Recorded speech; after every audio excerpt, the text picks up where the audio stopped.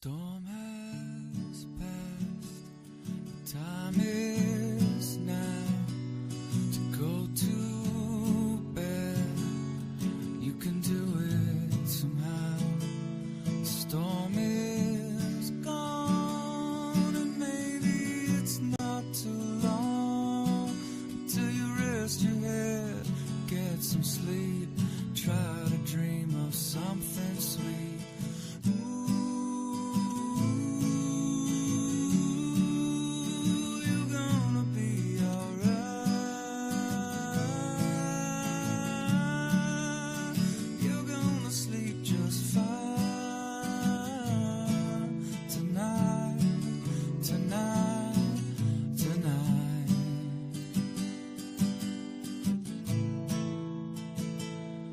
Thunder's gone, rain is coming down. If you look up to the sky, you see things are clearing out. Everything is gonna be okay, even when it's not. All storms pass eventually. Know you have a lot. You got me, you got mom, got all the things that you've become.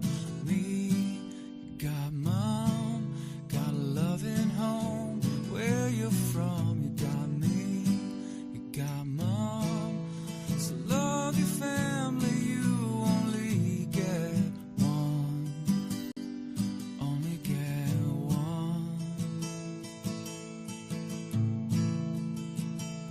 Storm has passed, the time is now to go to bed. You can do it somehow. Storm is gone, maybe it's not too long until you rest your head and get some sleep. Try to dream of something sweet.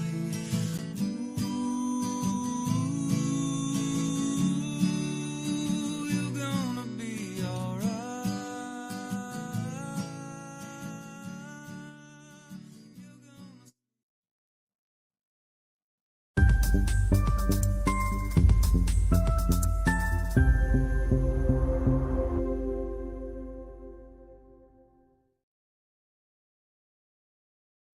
Riva's got a good point. She says we should probably start the stream right now. And yeah, good call. So started the stream. Thank you so much, everyone. Just taking a look at this storm heading east towards northern Calgary in the Airdrie area. In retrospect, my polygon was a little bit too far north here, but we are seeing some minor rotation developing. This is actually called a bookend vortex. So you can see the top of the storm is actually starting to curl over. And so typically when we see a tornado risk, it's at the southwestern side of the storm. You have this rear flanking downdraft, and you have a mesocyclone down there. But in some cases, you can have the top of the storm wrap like back around, right?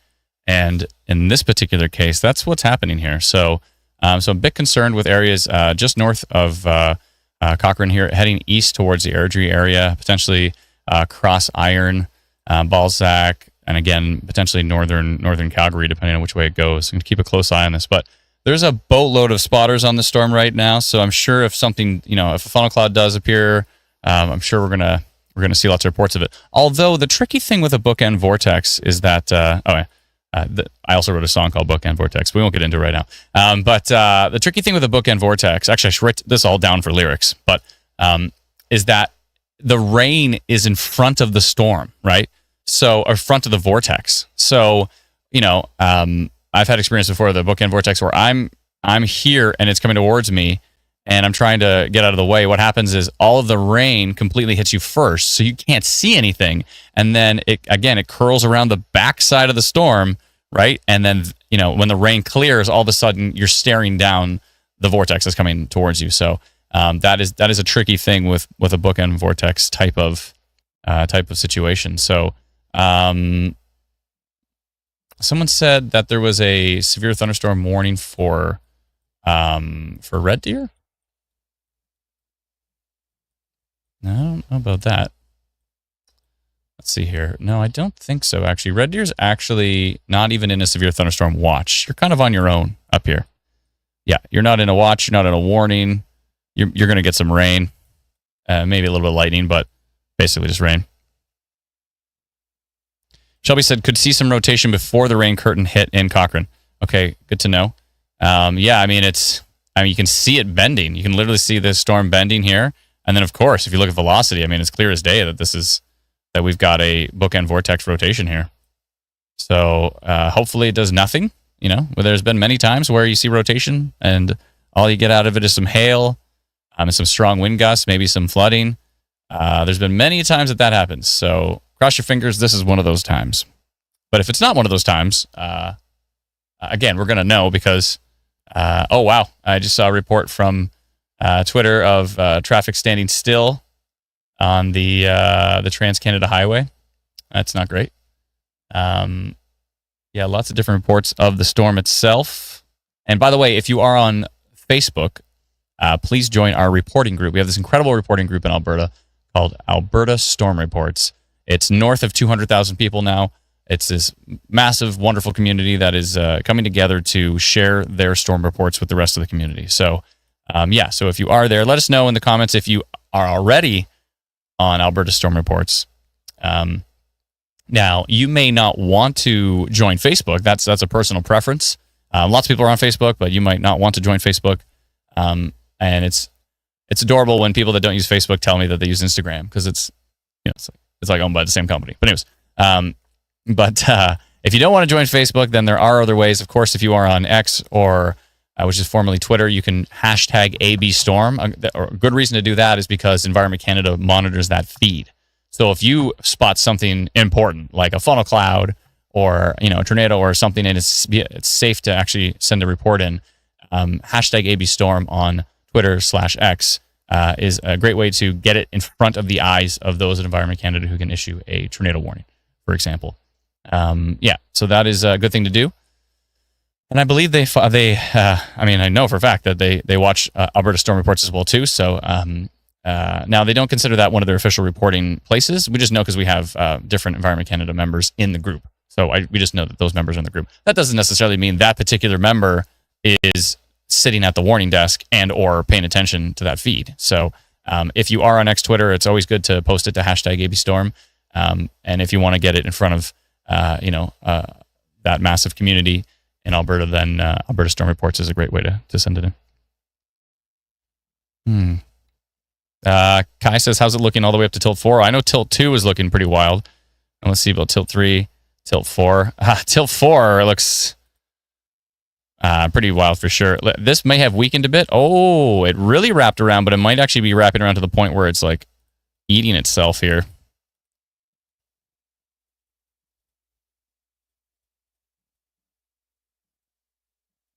It's got a real interesting structure to it. So hopefully, again, we went minors. Hopefully that stays minor and doesn't escalate into something stronger. It definitely turned into what looks like a classic bookend vortex here for sure. Almost looks like I don't know. It's hard to tell. What does it look like to you? But you can see right at the head of it curving back around, you can see strong velocity signatures, and they may have dissipated a bit. So it may have weakened a bit. We're going to keep watching it closely. Tilt 2 looks a little disconnected. Tilt 3 looks like some pretty intense winds. Tilt 4 is very supported up top with 90 kilometer an hour winds on this side. So it's very supported up top, but will it actually amount to anything significant? It's hard to say. Again, there's been lots of bookend vortexes that don't actually amount to anything here. So Angie says Cochrane was just hit hard. I'm sure it was pretty strong with the hail and the strong winds for sure. Yeah, absolutely. Hayden says, here in Airdrie on standby for the basement just in case. Yeah, Airdrie, I don't think, I'd be getting prepared. I like the on standby. I like that term. That's a good term. To be on standby. I like it. I'm using that term from now on. I'm going to steal that from you, Hayden, if that's okay. Is that all right? I'll credit you every single time I use it from now on. I'll be like, you know what? Folks in Airdrie should be on standby. Credit to Hayden. I'll try to credit to Hayden as much as I can for that one. But I got to borrow that. That's pretty solid. I like the word standby. But yeah, for Calgary proper, you're definitely going to see the storm Calgary's been under a severe thunderstorm warning for a while now. You're going to get some hail. I don't know how big it's going to be. I mean, we can take a look at what Environment Canada is estimating in their severe thunderstorm warning. They're talking about nickel to ping pong ball sized hail. So there's that. Hopefully more towards the nickel than the ping pong ball if you are in Calgary right now.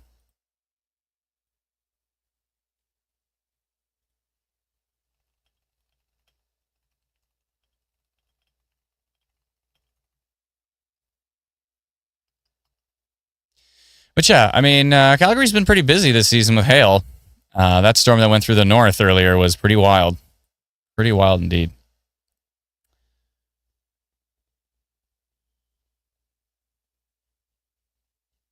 Susie Q on Twitter said, someone on gardening page said the skies over Cochrane were green. For our wonderful people in the comments that are from that area, can you let us know, was the sky actually green? Jason says, good old Timbit versus ping pong ball discussion. Oh no, you're going to make Patricia and our team pull her hair out. She's going to rip it out fist by fist because you said that. Every time we go deep into a late night conversation about something that has nothing to do with weather, there's always I can always see a little message on the right. I'm like, I bet you it's Patricia. And she's not happy. She's not happy. We got to get back on topic. But she represents all the wonderful people in the comment feed that, feel the same way as her. So that's good. She's representative of those people that are like, can you get back to the weather? A lot of them don't want to say that because then they get torn apart in the comments, right? It was kind of a yellowy green. Okay. All right. Yeah, that might have been more. I mean, yeah, that might have been more sunset than, right? Might have been. Usually when it's yellowish, yellow is more of a kind of a sunset. Oh, I just see a photo of it right now, and it looks very, very much sunset. Yeah. Yeah, very much sunset. Sky is very green. It's kind of a yellowish green. It's green at the edge of the shelf cloud where you can see kind of like that split in the shelf cloud where it's a lot lighter. So the storm itself is kind of green, and then down by the horizon is more yellow, right? It's got more of a yellow vibe to it. RWIZ said, Adam, don't you sleep? Or don't you sleep, dude? I've gotten some sleep over the span of my life. Not much of it has been during storm season, but it's all good. It's all good. Adam believes that sleep is for the weak. I don't believe that at all. In fact, sleep is my favorite. Sleep is absolutely my favorite. I don't know where Alana's getting her information from. But sleep with you. No, I know you are. I know. But no, sleep is absolutely my favorite. It's my favorite thing for sure. Yeah. I literally wrote a song called I'm Going Back to Bed. So if you've heard that on the stream before, it's a song. It's literally the lyrics are, I'm going back to bed. This is the chorus. This is not just a verse. I'm going back to bed. Count me out. You heard what I said, and was there any doubt? Just literally the lyrics. I might have to play that later. Let's see here. Is the hail in Northwest Calgary? Is there hail in Northwest Calgary? Says traveling with Theo. Well, not yet, but it's very possible. I mean, there's hail in kind of Jumping Pound, tracking to the east. We're finally getting some stats on the storm. 2% tornado risk, 3% severe wind risk down by Bragg Creek. That's the cutoff line for IW storm risk here. It's right at that line. Let's see here. Oh, I forgot to turn live mode on. That might be a good idea. What do you think? No wonder the radar hasn't been updating for me because I don't have live mode on. I have to turn live mode on. There we go. Yeah, there is, there's hail in here. The minor rotation looks like it should be weakening, although there's something still going on here right in that little pocket there that I'm going to keep watching. But it's very supported up high. This is a strongly supported storm. I mean, Tilt 4 actually is more impressive than Tilt 1. Tilt 1's pretty messy. The storm's getting a little sloppy with structure. I'm becoming more doubtful that this could produce a funnel cloud on the bookend vortex side of things, but we'll see. We'll see. We just gotta wait and see. Mark says, I think all of Calgary is going to get smoked. I mean, the storm's definitely going to hit everyone in Calgary. Everyone in Calgary is going to see the storm. Now, the question is you see pockets here of like no hail, right?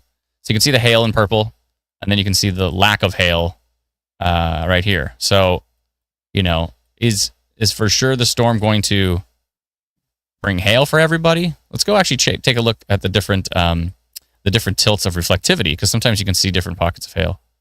Yeah, there's a little bit up high. So a good swath of kind of central and northern Calgary might get missed by the hail core. Extreme northwestern Calgary is definitely going to get some hail, like Nolan Hill up there, up towards Cross Iron. But this area right in between, right where kind of like the Saddle Dome area is, probably might not see at least substantial hail. But Airdrie is going to see hail probably, at least based on the latest frame. This can change frame by frame. But it looks like the rotation's kind of weakening, but the hail core is kind of getting it a little bit more together here. Taka says, getting dark and lightning observed in Northwest Calgary. Thank you very much. Appreciate it.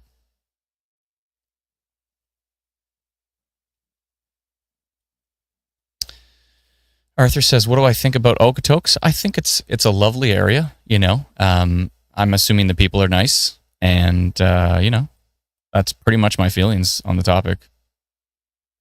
As far as the storms are concerned, I'm assuming that's what you're actually asking about. It looks like it might get missed. You can see the storm here. Like just the very, very, very tail of the storm is kind of moving towards southern Calgary. So Okotoks might get missed. Airdrie is waiting, says Andy. It's coming.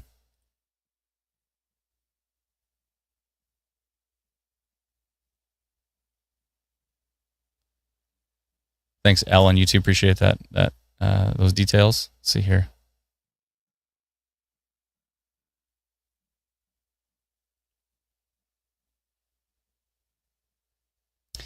Jeff says, where can us regular folks look at that map?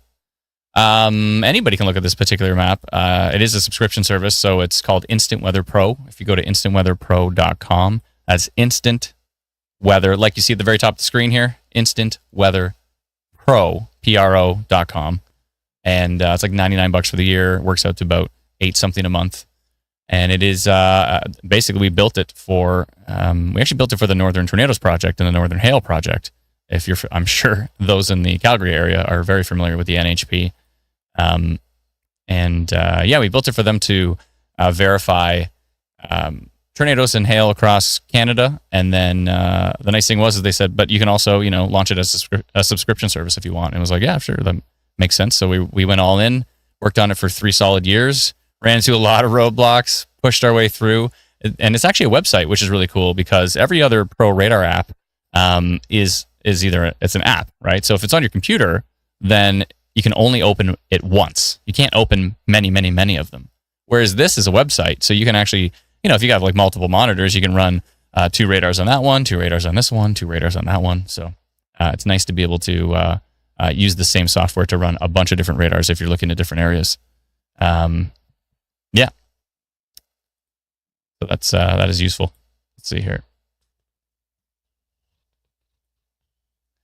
But side note, if you don't want to subscribe to it, that's all good. We do have a great free app, and it's called Instant Weather. You can download it at instantweatherapp.com. So there's instantweatherapp.com and there's instantweatherpro.com. Those are the two. And actually, Instant Weather Pro is coming to the Instant Weather app. So it'll actually be inside of it as well, too. So it won't just be a website. You'll be able to actually get it on your phone, too. Actually, you can get it on your phone now because it's a website. You can just go to the website on your phone, and it works. Casey says, insane lightning in Kincora. Thank you for the update. Appreciate it. Chantel says, do you think Vulcan will get hit? Let me double check here. V-U-L-C-A-N. Vulcan? Vulcan, Alberta. Let's see. There we go. Okay. You're pretty far south for this particular storm. So there are some storms moving in from the west, if you see this over here in British Columbia. So, and they're kind of developing to the south, and we were expecting that as well too, because that's kind of like the strongest severe area is down there, down in Lethbridge actually, but that's kind of more in the overnight hours. But this storm has really kind of popped up and heading straight into the Calgary area right now. Storm is supposed to be to the south, but it didn't listen to instructions. These storms go wherever they want. Captain Funny, thanks for all those details. Appreciate it. 1,677 lightning strikes and counting. Cool.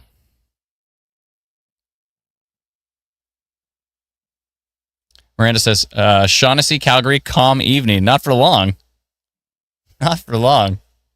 Let's see. I'm going to search up Shaughnessy here. Shaughnessy, Calgary.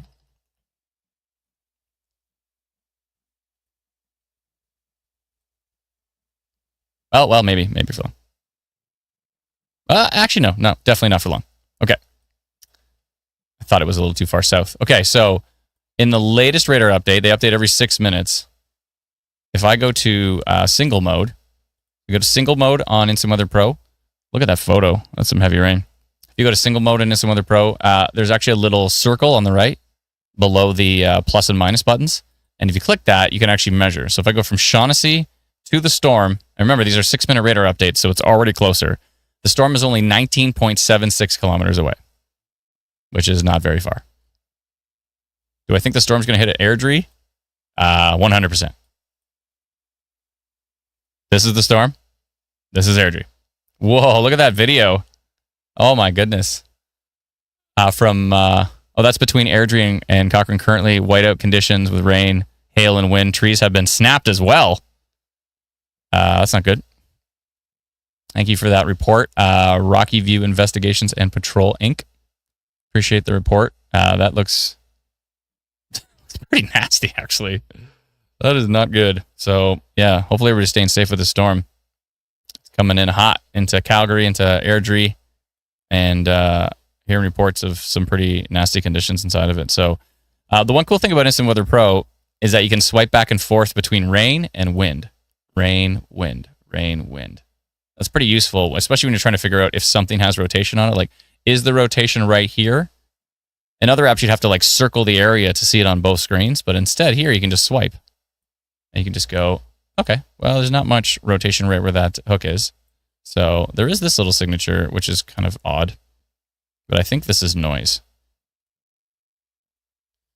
Yeah, this is noise probably from some tall buildings. Maybe some apartment buildings or something.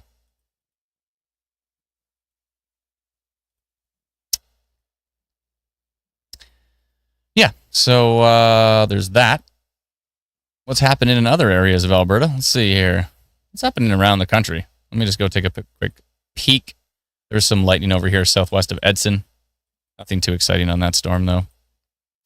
There are some storms over here in British Columbia as well. What else is happening here? Let me just go scroll around. Literally nothing. All the way in Newfoundland, there is a special air quality statement for a tiny, tiny little area. Okay. And what's happening in the heat warning in extreme northwestern Alberta and into the Northwest Territories as well, too. Interesting. All right. That's what's happening in the rest of Canada. And so the rest of Canada, it's like there's like crickets chirping, people watching TV, and Calgary. This is what's happening in Calgary. It's a little different from the rest of the country, but that's okay. You're getting a storm. Actually, no, it's not necessarily completely different because there is some thunder and rain around here. And there are, again, there's these storms coming in from British Columbia here. Let's actually take a look at the CASSS radar, which is the, what was that called again? It's the Silver Star Mountain. And then, so those storms are coming in from the west. And you can see, even though they're moving kind of to the northeast, you can see them actually developing further to the south. This is starting to build up here. So we should end up getting some strong, at least, some decent thunderstorms into the Lethbridge area. Some of the models earlier looked like potentially some big hail risk and maybe even some rotation risk. So we'll see.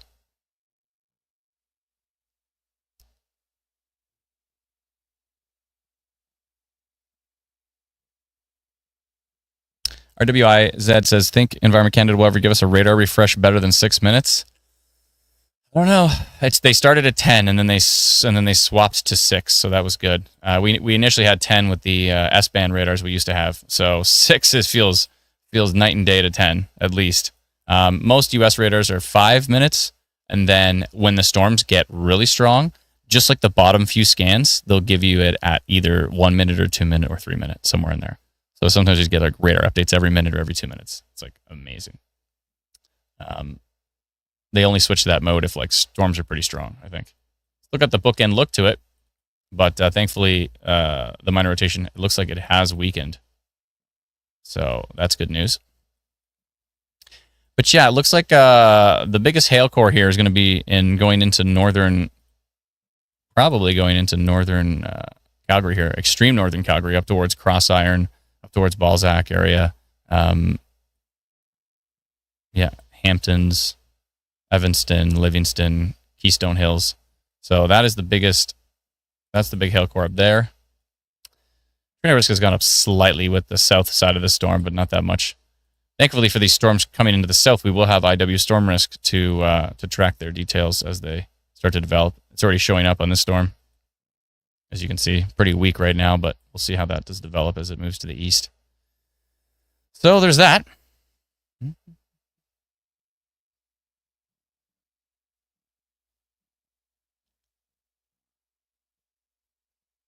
Sarah says, I hope Environment Canada will be able to issue storm-based warnings soon. It's annoying getting a severe thunderstorm warning and not a drop of rain. Yeah, that'll help big time with that. You know, the idea of like folks getting a warning and it being like blue sky because it's such a big warning area, right? Yeah, they were going to launch it this spring. And so I've had several discussions with the team that is working on it, and they were really excited to launch it this spring. But they did say, you know, we might not be able to. We'll see. We're going to do a test. So they did a test all last season, and they were ready to launch it this spring. Right before they did, they found some issues with it and the alert ready system. So they halted the release, and they said they're going to have to do some fixes, and they're going to need to test it for another season. So they're testing it right now. So internally, I bet you they are kind of experimenting with doing storm-based polygons and seeing how it reacts to a test environment. I'm assuming, I'm making a bit of assumptions there, but some sort of a test environment that they can test it on where it doesn't actually go out to the public with the storm-based warning. So they are working on it, which is good. I'm excited. Jenna says the lightning is nonstop in the Northeast. Thank you very much for that update. Appreciate it.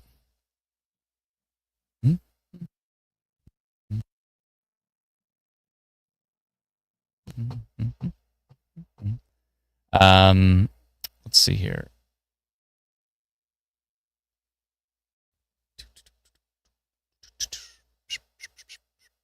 Sorry, I'm just taking care of something in the background here. Let me just take a peek at something.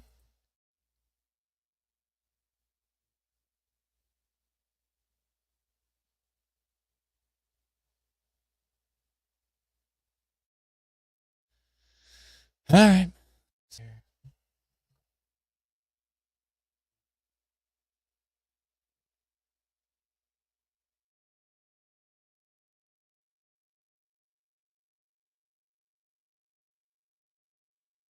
And we hope everybody's staying safe with the storm. We've heard it's not the friendliest storm in the world here, so that hopefully everybody, again, is staying safe with what is moving into Calgary at the moment. Actually, let me animate it for you so it's a little bit nicer to look at.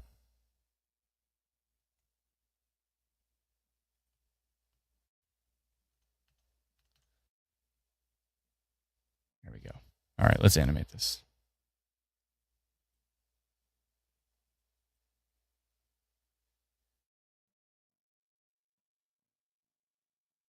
It looks like that minor rotation has weakened in the north, so that's good news. Probably pull that polygon off pretty soon. The minor rotation detected. I normally don't put the term bookend into. Normally put that term bookend into the rotation detected, but I decided to do it this time because it's a little more descriptive of what type of storm we're dealing with.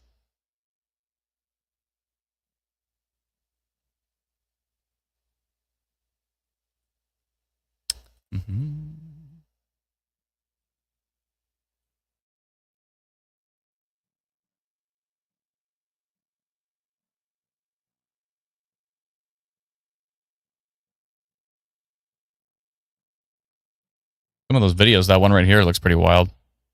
Interesting sculpture to the sky there. Very interesting. Let's see here.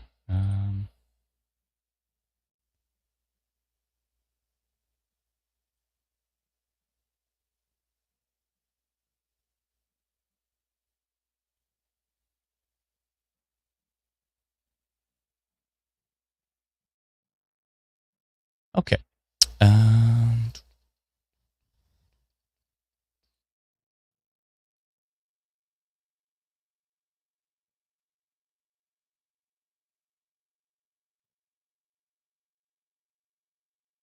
Someone was asking about the our 3D radar simulation, and we've been doing some tweaks to it, but I should actually be able to show you it here. Let me see if I can put it up here. Something seems to be wrong with the with the surface tiles, but besides that, you can see the storm structure, so that's cool. So let's take a look at that. Let me just get it set up here in the system. 1 second here.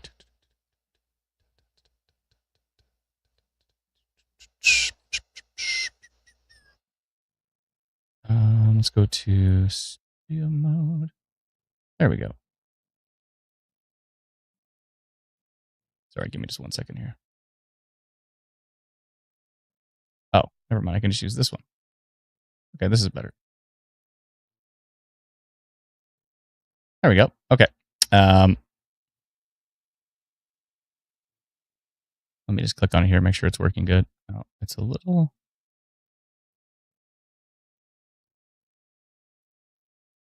All right. Well, that should actually work. All right. Let's see if this works. It's got some sort of flickering going on here. That might be part of the lightning animation, but let me get that going for you here. Give me 1 sec.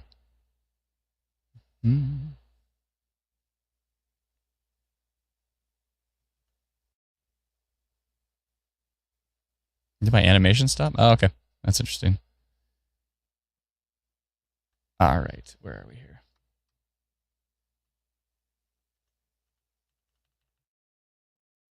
I have too many tabs open. It's not helping.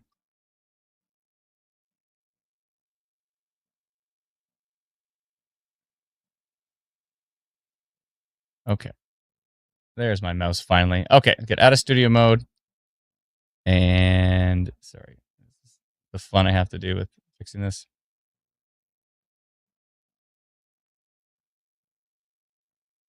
So yeah, hail, heavy rain, gusty winds, potentially to some extent damaging wind risk with some of them, some parts of this line.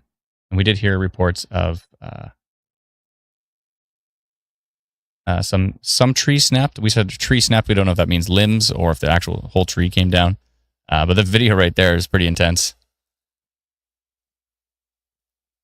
Yeah, pretty grumpy storm. It's definitely got the classic bookend look to it. I mean, it's a Boeing line, and it's got that kind of curved around bookend head to it. So definitely a bit of a concern. Let's see here.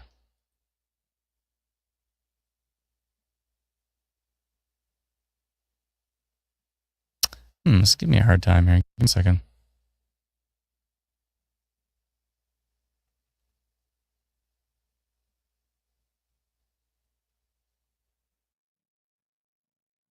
Yeah, I'm gonna not. Sorry, I was gonna set that up, but it's I'm having a hard time switching it in OBS in our broadcaster software here to actually get it to come up. So we'll do it another time. Actually, you know what? Maybe it'll come up here if I do this. Oh, I know what to do. I know what the problem is. Max frame 60. That's the problem. Now it's way more stable. Okay. I see. I have the frame rate was going way too high, so it was causing an issue with the animation. That's what the problem was, I think. We're going to find out. Let's see here. Okay, let me just fly over to the storm and select that radar. Give me 1 sec. There we go. Sorry, you can't see what I'm doing. In the background, I'm doing some stuff. Give me 1 second here. Actually, before that, let me just jump over to radar and put it on the latest frame. That's strange. Okay, there we go.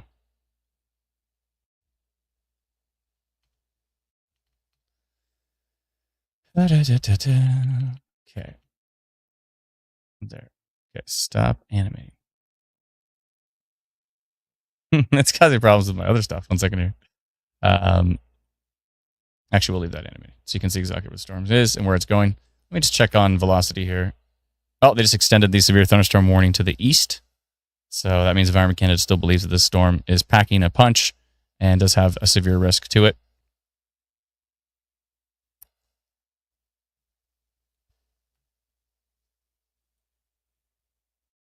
Okay. 1 second here.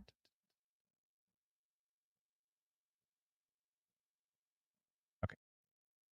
Go in here and hit pause. I just want to take a look at velocity here for a second. It's still got quite the look to it. I mean, it's got quite the curve.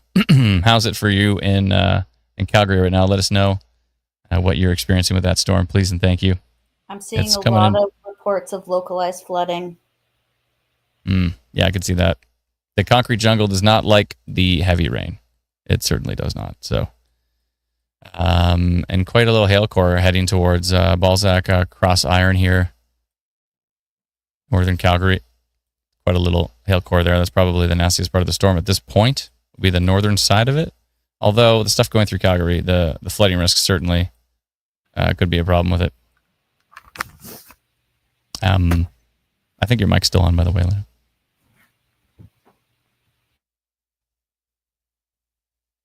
Brady G111 says, "Hey, Alana," on YouTube.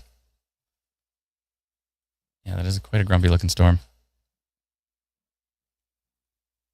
Okay, let me try that again. I think I can make it work this time. Ada says it reminds me of the derecho. Yeah, I kind of had that. Typically, derecho kind of has that bow, but this is definitely way weaker than a derecho. There's probably a few more ways I could have used there.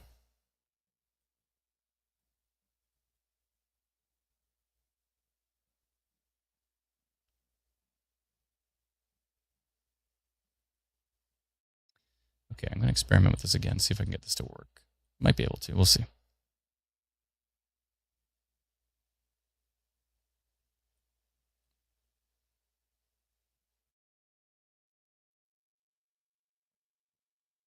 Okay.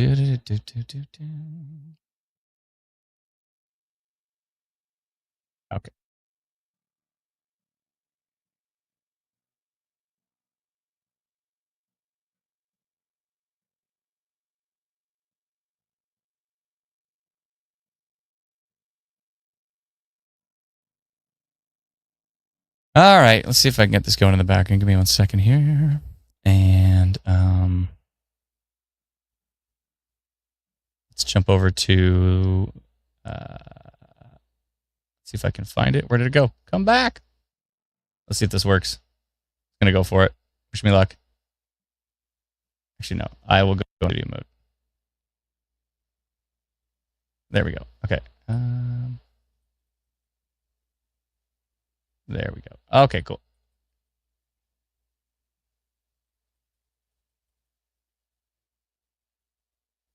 Perfect. All right. So this is virtual weather here. Let me just click on it. Give me a sec. This is actually taking real-time radar data and simulating real-time radar and real-time lightning data and simulating this storm in real time. So I don't know how many times I can say real time. Yeah, that's the actual true structure of the storm right now, based on 3D radar. Lighting looks pretty cool. Our Google Maps floor, for some reason, is having problems, but it looks like it actually looks like it's on the ocean, which is kind of cool. But yeah, that's the storm moving into Calgary. So if you fly over to Calgary, you can see the storm structure of this particular storm. We're actually building this kind of a real-time storm chasing video game, but something we can also use for broadcasting too, which is pretty cool. Really see the storm structure under there. Yeah, so that's called Virtue Weather. You can check it out at virtueweather.com, which is VIRTU weather.com. Sebastian says we got hit in Nolan Hill, but the hail was nickel sized. Thank you for the update. Appreciate it. It actually kind of looks like it's this storm is above the ocean right now because the mapping tiles seem to have a problem. Something with the Google mapping tiles. But it actually kind of looks cool. It looks like it's over the ocean. But yeah, so there's the storm structure of that particular storm in real time. Kind of cool, eh? This is using Unreal Engine 5 to look at this storm in real time.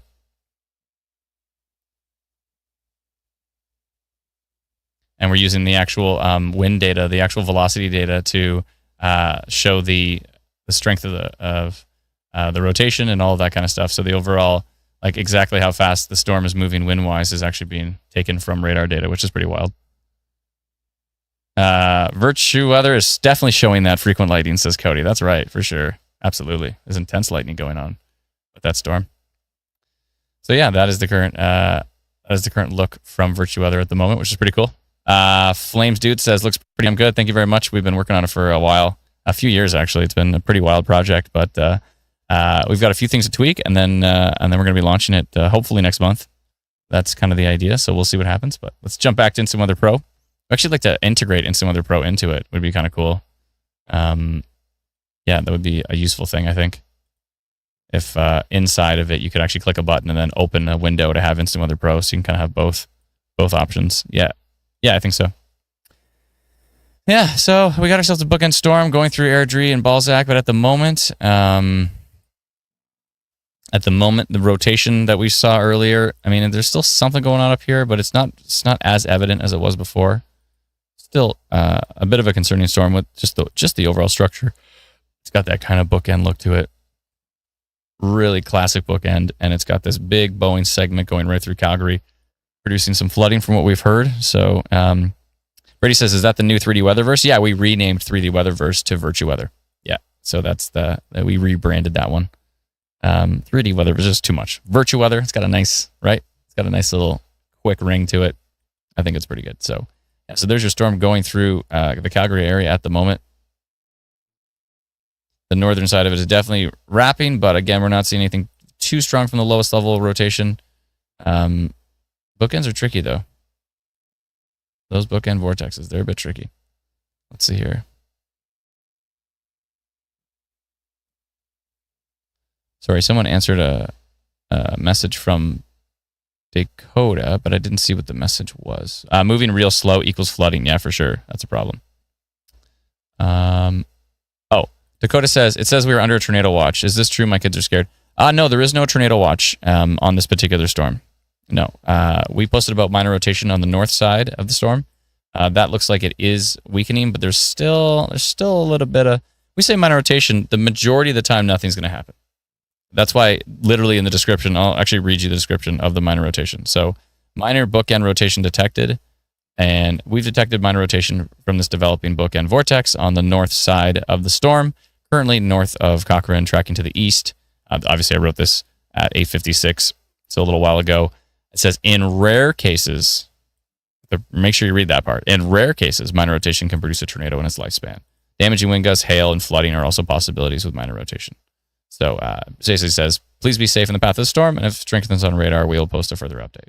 So this is a custom update from us. There is no tornado watch in place from Environment Canada. I don't even think they mentioned a tornado risk in the severe thunderstorm warning, which makes sense for right now. Again, there's a bunch of storm spotters on the storm. There hasn't been any funnel clouds reported. Funnel clouds of bookend vortex, though, as I mentioned early on in the stream, it's a bit of a tricky situation because if you're in front of the storm, like if you're looking down from the north and you can kind of see the storm wrap, then you have a better chance of seeing if there is a funnel cloud in there. But if you're like sitting in Calgary and you're watching the storm come in, it just looks like a big sheet of rain and hail is coming in. You can't actually see if there's a funnel cloud there, so it's a bit trickier. But again, from what we're seeing right now, it looks like it has weakened, so it's hard to say that it would be producing anything as far as the funnel cloud is concerned. But Environment Canada does mention very strong wind gusts up to Toonie-size hail and heavy rain, and that's for Airdrie. But yeah, we are. There is no tornado watch right now. No tornado watch, no tornado warning. Melissa says, there's no wind with this storm right now in Airdrie. My trees are at a standstill. Well, it's not. It's just coming in. I think it'd probably get pretty windy once the storm moves in. But it's kind of hitting a brick wall right in Airdrie. Like, it's moving towards Airdrie, and then it stops. But yeah, no, it's definitely going to get windy once it comes in, I would think. I would be shocked if you had no wind with that. Hook on radar over Bragg Creek, says Charlie Brown. Charlie Brown. Big fan. Over Bragg Creek. What? I don't see any hook. I don't know what you're talking about. You mean this is a hook? This is just the tail end of the storm. There's no hook from what I can tell. Yeah. 3% tornado risk on this cell. What does this say? 2%. Yeah, I'm not seeing any hook right now. Yeah, just a tail coming down. I mean, that could turn into a hook eventually, but it's not necessarily a hook at the moment.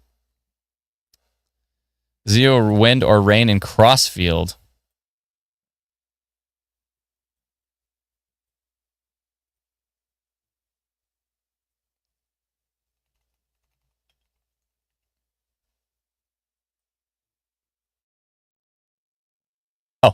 Oh, you're gonna get some rain.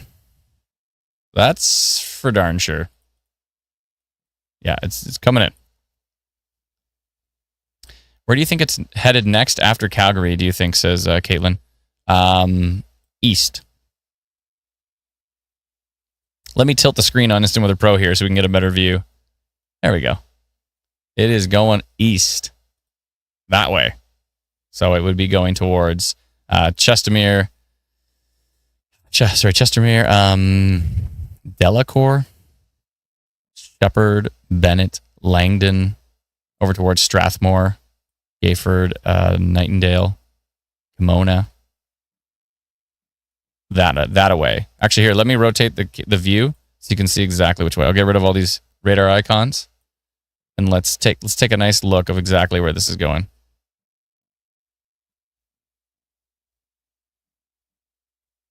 There. That's pointing east. Eventually, Medicine Hat, maybe, if it keeps going that way. Kind of looks like it's trying to go that way. It's trying to go a little bit to the southeast, I think, if Medicine Hat is kind of eventually in the path. But if it wants to keep moving east, which is more of this direction, then maybe, yeah, Strathmore. Let's go for a stroll here. Chestermere, Strathmore. Is it Nemaca? Standard, maybe. Over to eventually towards Brooks, possibly. That's quite a ways away, though. Yeah, unique perspective on the storm, looking at it moving due east. But if I press this button, we swing back around, and if I tilt this, we're back to the regular radar view. So yeah, probably towards Brooks eventually. And then we have these storms building in from the west in British Columbia. And they are slowly but surely tracking to the east and developing further to the southeast as well, too. You can see from Environment Canada's forecast, because we actually have Environment Canada's forecast baked right into Instant Weather Pro now. You can see right here for Lethbridge, their forecast says tornado risk, yes, 90 to 110 kilometer an hour wind gusts, 4 to 6 centimeter hail, 30 to 50 millimeters of rainfall. And the weather threat is moderate, and these storms will be isolated. And so, but that is, I mean, from what the model data said, it said it was going to be pretty late overnight. You know, I mean, if it's 9:48 right now, then, you know, maybe you see those storms 10:48, 11:48, like midnight-ish. We'll see. Painted Foxes says, it'd be amazing to see that 3D weather thing with a VR headset. It's funny you say that, Painted Foxes. If that is your real name. It's cool if you paint foxes, though. That's pretty cool. Yeah, it's funny you say that because my original vision for Virtue Weather was I actually had a dream. This actually came out of a dream. So there's a dream story coming, folks. Get your popcorn. No, I literally had a dream where I looked outside and I could see a rotating storm. And I mean, like really rotating, like wall clouds starting to come down. The thing was spinning. And then, all of a sudden, the storm went tornado warned, and then the storm went from being white to the whole storm went red in the air. And then I saw a rotation marker floating in the air, and I thought to myself, what the heck? How is that possible? And I looked over to my neighbors, and they were all standing outside, and they were all looking up at the storm, and they could all see it as well. And they could all see that all of a sudden it went red, so we all knew it was like a tornado warning. And then everybody started to head back inside. And then when I woke up, I thought to myself, and this was like, I had this dream in like 2015. So, and then when I went back inside, so I woke up and then I thought to myself, like, how would that be possible where we could all see the storm? And we could all see the storm like light up red. And we could see like a floating rotation marker, like everybody could just see it. And then at the time, I didn't even think about, you know, like those mixed reality headsets where you put on like the Google Glasses kind of thing, or the, the Meta Ray-Bans, whatever, put those on, and then you can project 3D stuff in the world. And so that's kind of where it all started, where I was like, oh, it'd be really cool to like visually see storms in 3D and then overlay that on top of the real world. And so if eventually we're all wearing smart glasses or something, right? We could all be able to see that stuff in real time. And I thought that'd be pretty interesting. So that's kind of where it all came from. So it's funny you say that. And a VR would be really cool with it, taking like a Apple Vision Pro or something and, being able to really see it in crisp, like high resolution. That would be pretty sweet. So anyways, that's my dream story. Moving on before I see a message show up in our team chat. I want to highlight a comment here asking, where do people post these videos? So there's a few different areas where you can post videos. We have an incredible storm reporting group in Alberta called Alberta Storm Reports, funny enough. So if you're on Facebook, go to Alberta Storm Reports. That's a great place to share it with the community. There's 200,000 members in that community. So it's not like you're just going to be sharing it to, an inbox for our team. You're going to be able to share it to a larger area. Alana, I think your mic is on again. No, I knew it was on still. Oh, okay. I thought maybe, I didn't know if you were going to chime in again. So no, I went to highlight what I thought was the Alberta Storm Reports URL, but it was the Atlantic one by accident. So. Oh, okay. I see. That's what you were doing. Yeah.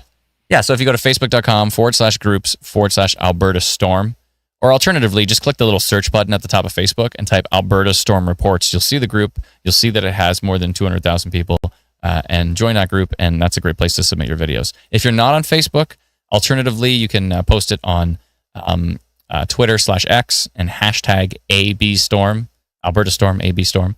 That is a great way to get it in front of the eyes of Environment Canada. And if you're not on X and you're not on Facebook and it's something substantial, I'm talking like if it fits into this category, is it a tornado? Is it a funnel cloud? Is it damage to property and trees? Is it damage, whether that's wind damage, tornado damage, or even hail damage? Is it really large hailstones? All of those things fit into the category of things that we're okay with coming into the inbox. Anything else, if it's just like, it's raining really hard, there's so many people in this community that our inbox would explode. So the best place to share it is definitely on our Facebook page. Again, Alberta Storm Reports on Facebook if you are in the Alberta area. We also have, for the rest of the country, we have Saskatchewan Storm Reports, we have Manitoba Storm Reports, we have Ontario Storm Reports, and we have Atlantic Canada Storm Reports. So we've got storm reporting groups covering a big swath of the country, which is useful. Let's see here. Jan says he said rotation is weak and you should be okay coming down Highway 2. Depending on where you are. I mean, I wouldn't be going out of your way to drive through this. You might want to like let it pass to the east, pull over and like eat a power bar or something and like wait for this thing to pass. Driving through this is going to be pretty nasty, I would think. But overall, it seems like the winds are actually dying down a little bit. So the rotation continues to weaken. I think I'm going to drop the minor rotation polygon. I'm going to go do that in the background here. Give me one sec. If you'd like to see it again, maybe we could take another look at the storm in 3D. Let me know. I still have that up in the background. Let's see here. Minor bookend rotation detected. I'm going to be removing that now from the app here. One sec. It still has the bookend look to it, but I'm not too confident at this point in time that it has the potential to become tornadic. If that changes again, then of course I'll send out another polygon. But this polygon's going to go away should go away once I refresh. Again, this is just a website, so I just refresh it. It was very difficult to get Pro Radar to work in a website, like astonishingly difficult, to the point of, taking a big risk with, spending a boatload of extra development hours trying to figure out if we could even make this work. Our original idea was like, hey, maybe we can make it a website. And we're like, I don't know, performance on a website is going to be very difficult, et cetera, et cetera. And then we're like, no, you know what? Let's give it a shot. Let's try. And our first test making this as a website was terrible. It was blobby. It ran so slow. It just chugged along and was brutal. And we were almost about to abandon it. But we decided to push forward. My brother's actually a master web developer. And I just said, Jesse, let's just push forward with the idea. Let's just try. Let's try. If it fails, it fails. But, I want to give it our best shot. And so he came up with a novel idea that's never been used before to display 200,000 polygons. So see this is a polygon, like this warning is a polygon, like a shape. There's 200,000 polygons in this radar image. I'll show you one of them. Let's go take a look at one of them at street level here. See this polygon? This is one polygon. So there's 200,000 rectangles in this image. And that's why when we initially went to animate it, it was just trash. It just did not work. And then with the novel idea that he came up with, it runs like butter. So anyways, yeah. So it's cool to have the first kind of, I'm pretty sure this is the first Pro Radar website for Canada. Every other Pro Radar app is, for one, made in the US, which is okay. It's fine. To some people care, some people don't, to each their own. But every other Pro Radar app is a US app. And then, so we actually made this in Canada, and we were optimizing it for Canadians. But of course, we cover the US with weather as well too. We've got every US radar, we've got all of the US alerts down here, and trying to pay attention to all of the weather in this continent. And that's why we have all of that data, because it's also nice to see if something's coming in from Montana. Is it coming in to Alberta, for example, for folks in this particular region? It's a useful thing to see that. So it's nice to have all that data. But anyway, so that's me talking about Instant Weather app. Astro says, that's awesome, guys. Love the app. About time we had a Canadian focused and made app. Thanks so much. Appreciate it. I mean, there are other Canadian apps out there. A lot of them are made in the US, which is, again, so some people have a big problem with that, and I'll say I'm to some extent indifferent, but the tariffs are obviously brutal stuff, right? So I don't know if we want to go down that path right now, but in general, pretty much every weather app, other than probably the Weather Network, Environment Canada's app, and our app, is made stateside. Let's see here.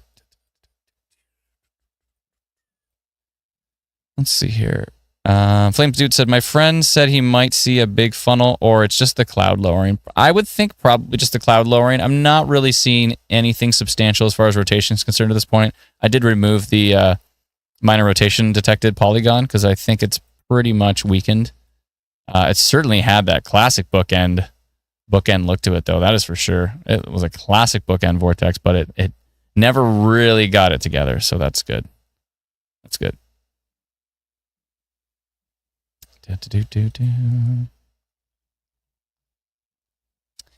Brady says, what airport is YEG? That's Edmonton.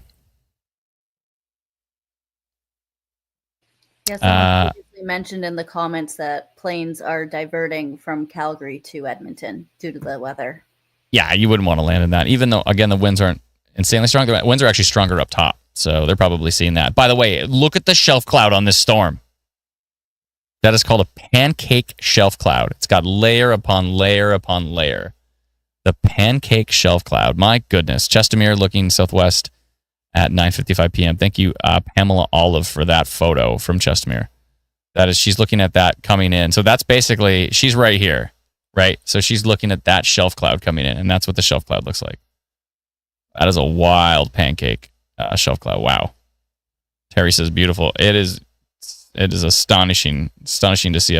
Some people call that the mothership, right? It kind of looks like it's like Independence Day when the alien ship is like coming out of the clouds. It's got that like mothership look to it. So Sarah says pancake, and she found the pancake emoji. That's great. Yeah, it's all good. Did it pass Calgary yet? Says Chantel. I'm parked on the side of the road by Cochrane on Trans-Canada Highway and can still see lots of lightning. So you're parked on the side of the road in Cochrane? Yeah, I mean, it depends on which way you're going. Yeah, you can pretty much follow it into town, I mean, as it's leaving town now. So the strongest part of it is going to be on the east side of Calgary. So if you're coming into like the west side of Calgary, you can start to travel in now. You think you're fine. But be careful with the flooding roads, because we've heard there's some isolated flooding. So, and actually I'm seeing that now on Twitter, water flowing down the street, sidewalk, and Nolan Hill. There's just pooling water coming down the streets, so that's not a good thing. Yeah, isolated flooding isn't great. Lots of reports coming into Alberta Storm Reports as well. Perfect. Yeah, you can see them on the right here. We have it highlighted on the screen. It's great. Timmy says, when will it stop, in all caps?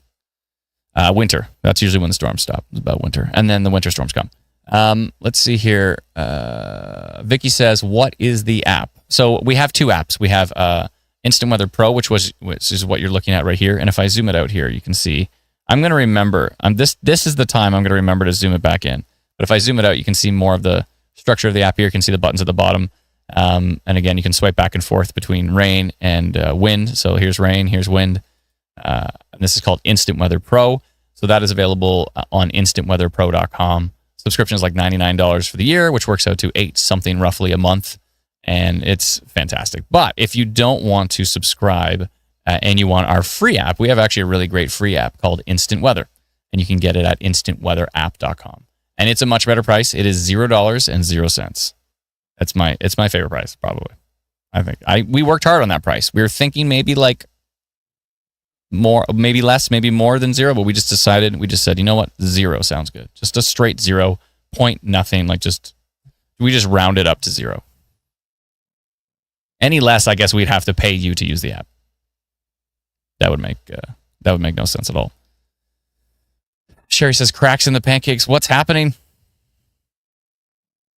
Cochrane had 40 minutes of nonstop thunder rolling. Wow.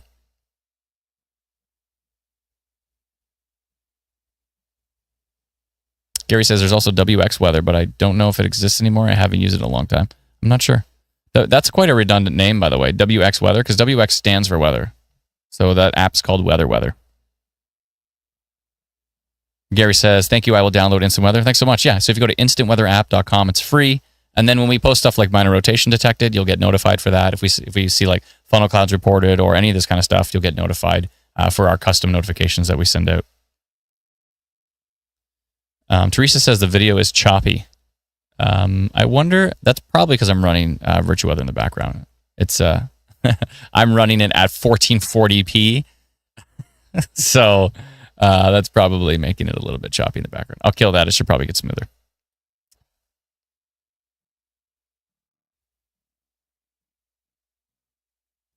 Gary says, don't look at me. I didn't come up with it. Thank you so much for this live update. No worries, Gary. Yeah, I just thought that was funny. WX Weather as a name for weather app. You might as well just call the app Weather. You could go with Sweater Weather. I like Sweater Weather. So I just fixed my Zoom here, and it wasn't because Brennan said something in the chat.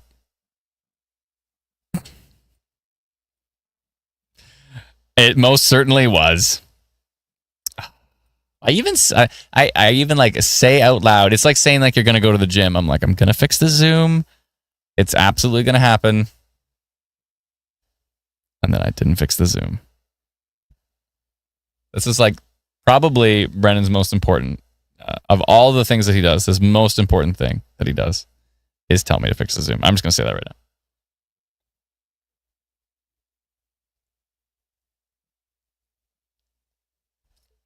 That is delicious water.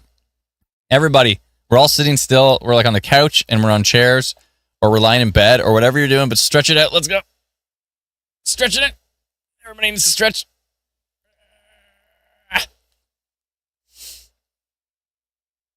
Do you like that every YouTube video? They're like, see you guys later. It's improving in Airdrie, Timmy, says Mel. Thanks for letting Timmy know what's up. Crazy Rain in Calgary says, traveling with Theo. Thank you very much. Appreciate it. Kyle says, just downloaded the weather app. Thank you so much. Yeah, make sure it says Instant Weather. Make sure it's free. There's one called Insta Weather, like Instagram. It's like $4 or something. That's not the one. It's the one that says Instant Weather. It's got like that logo at the very top of the screen. It's like a white IW. And it's, it is free. That's the one. Timmy says, holy, it's lightning every 1 second in Airdrie. Yeah, it's pretty intense lightning. Constant lightning and thunder in Airdrie, says Crystal. Yeah, that's pretty wild. It's a pretty grumpy storm. I mean, you're on like the north side of a bookend vortex. You know, thankfully it's not really getting it together, so I don't think there's a current tornado risk with it. But yeah, that's a classic, pretty nasty storm. So I don't doubt that it is pretty wild where you are at the moment. But we'll wait and see. My kitty is so scared. It's already here. snuggle the kitty for us, please.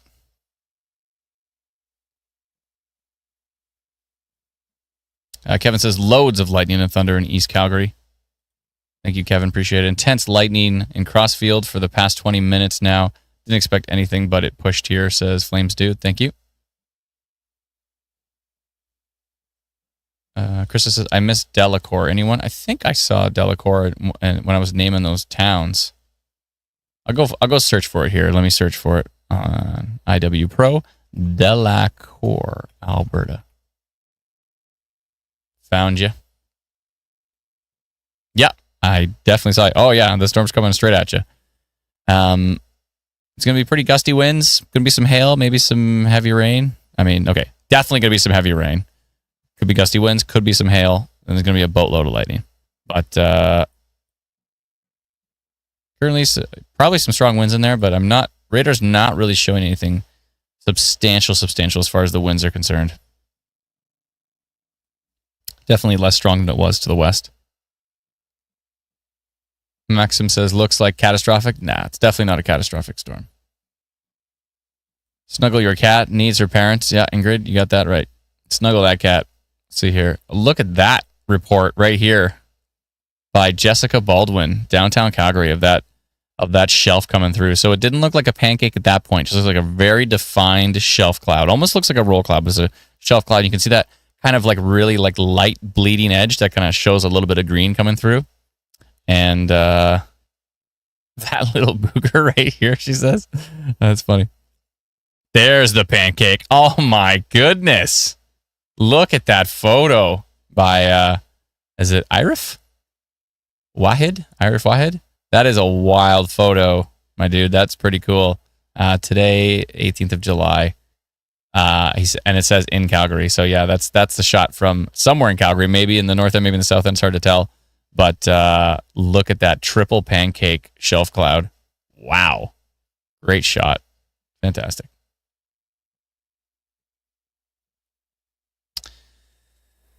I think he's probably in the north because Jay Lesk, or you told me how to pronounce it before, Alana. What was it again?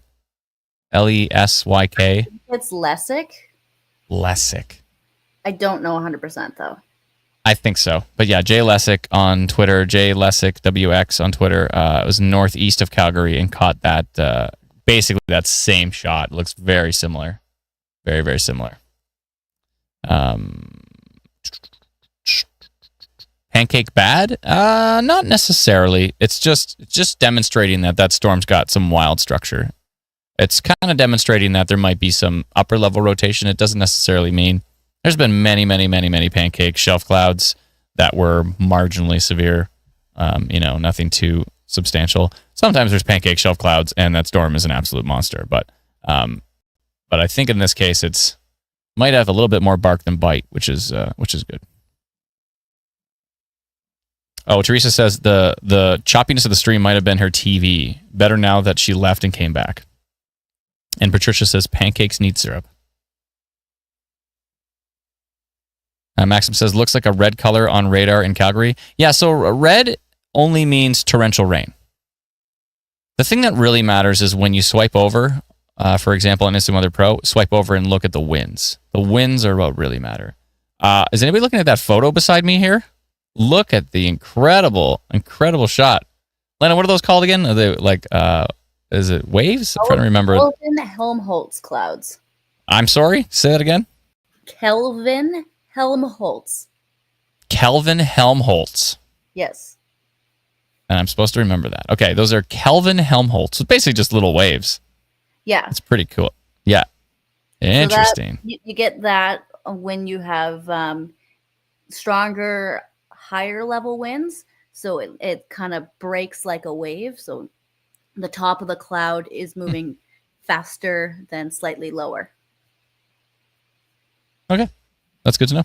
So it demonstrates stronger winds above. Interesting. Timmy says almost 1,000 viewers. Actually, Timmy, we see 1,514, but we're also live streaming on Alberta Storm Watch and Instant Weather Alberta on Facebook. So, so it's not just the people on YouTube. It's also the people on the Book of Faces. So you mix those together, we see 1520, but almost 1,000 on YouTube. That's cool. Awesome. Thank you so much for joining us, everybody. Appreciate it. If you are on the platform that is called YouTube, if you're watching us on Facebook, come on over to YouTube. We're trying to build up our YouTube channel. So if you can come over to YouTube, even if it's just to come over to YouTube, just to hit that subscribe button, which is free to subscribe to our YouTube channel. That's basically like following. It's the equivalent of following a channel is to subscribe to it. But if you come over to YouTube, search for Instant Weather, 2 separate words, you'll find that we're live. And if you can click that subscribe button, if you can click the like button, that would be helpful as well too. Even if it's just the like button, we're happy with that. But if you click the subscribe button, helps the channel grow. And if you click the little bell icon, that will actually notify you when we go live. And yeah, we cover storms across Canada.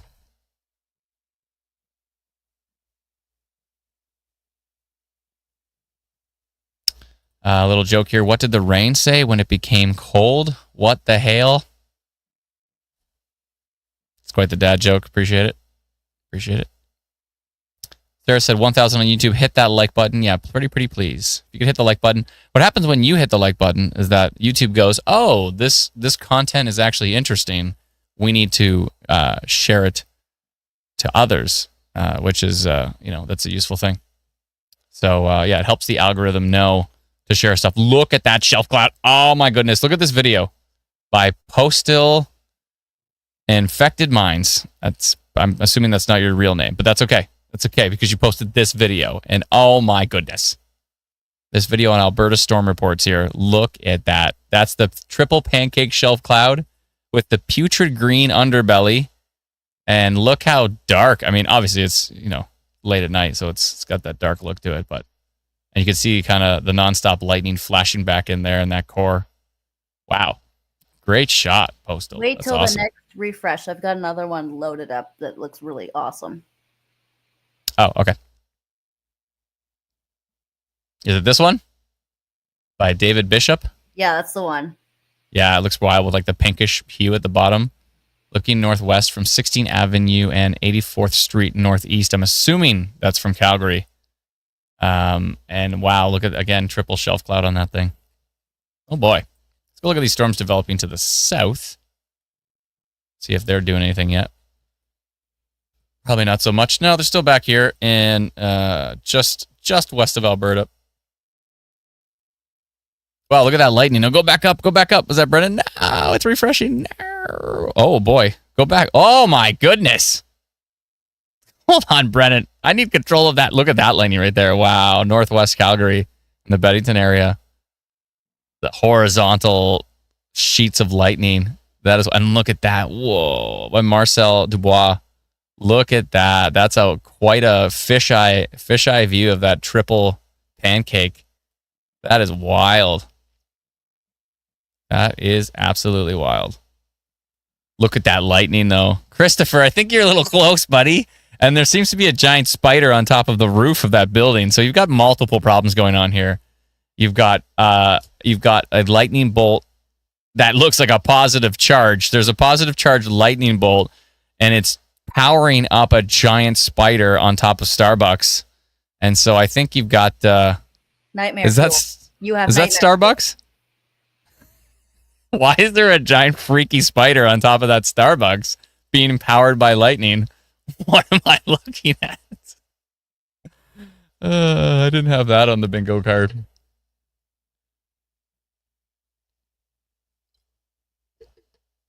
Yeah, so if that giant spider starts crawling towards you and then it's just shooting off sparks of lightning, let us know.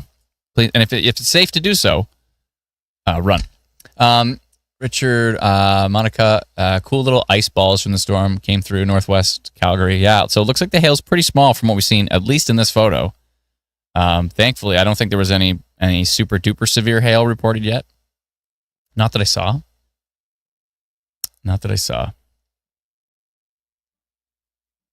Traveling with Theo says the spider will turn into Spider-Man from that thunder. Probably.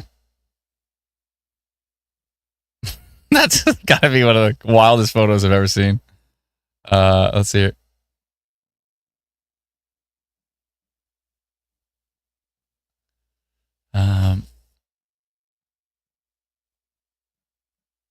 Is it just that the radar is so close? There's some really weird wind readings between Crossfield and Airdrie.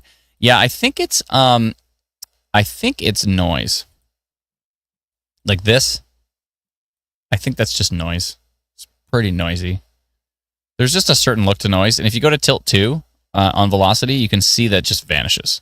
So if you see like something like noise, you're like, oh, I wonder if that's rotation. You go to tilt 2 and there's literally nothing there at all, then chances are it was just noise. So these are pretty noisy radars. You kind of have to look through the noise, which is tricky to build algorithms for them because they're just so noisy. It's going to be a lot of false positives with that. Oh, Gary says it's on 14th Street and it's made of, believe it or not, a Volkswagen Beetle. Oh, okay, so I see. So the body was a Volkswagen Beetle, and then they built the spider legs on the outside of it. Who does that? That is freaky. As Alana says, nightmare fuel. Brendan, do you want to hit play on that video? Pretty please. Just want to see. Oh, is this a time lapse? This is a time lapse of the triple shelf cloud going across. See, the top of it is moving faster than the bottom. Most of the strong winds. Yeah, you can see it's a time lapse when the cars drove by. Nice time lapse. That's cool. You can see the core coming. Whoa, that is a wild shot. Thank you, anonymous participant, for sharing that. Incredible. And now you can see like the whale's mouth on the backside of the shelf. And then, of course, the core of the storm is coming straight at you now. And the core being rain and maybe some hail. Wow. That was cool. Great time lapse. Thank you so much for sharing. Anonymous participant, if that is your real name. Let's see here. Oh, yeah, 1 second. I want to...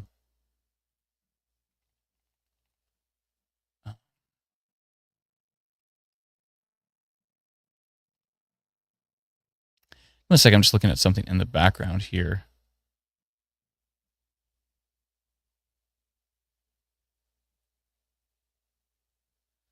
Let me see if I can pull this up here.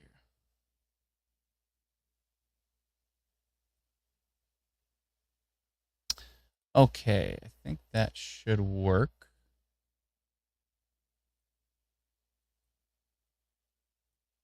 Mm-hmm.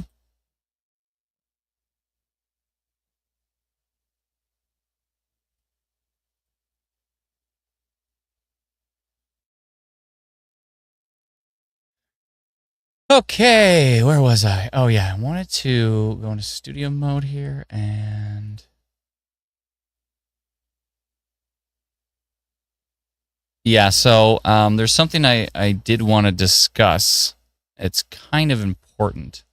Yeah, if anybody was watching the if anybody was at the Coldplay concert, you might have seen me there, and I just want to explain that it's been going on for a while. I know I'm always spending time with tornadoes and not my wife, so yeah, I just wanted to just clear the air here that these things happen, and I'm sorry that happened. So CEO of Instant Weather seen here at the Coldplay concert with a tornado. Tom, I don't even know. We gotta give this little guy a name. Little guy or girl, I'm not sure. It's all good. But anyways, yeah. So I just wanted to clear the air there. If you saw me at the Coldplay concert, my apologies. Let's get back to the Cliff says apology accepted. Can I check in Durango, Mexico? Typically we don't cover weather in Mexico, but I could maybe take a look here. Maybe. I couldn't help myself.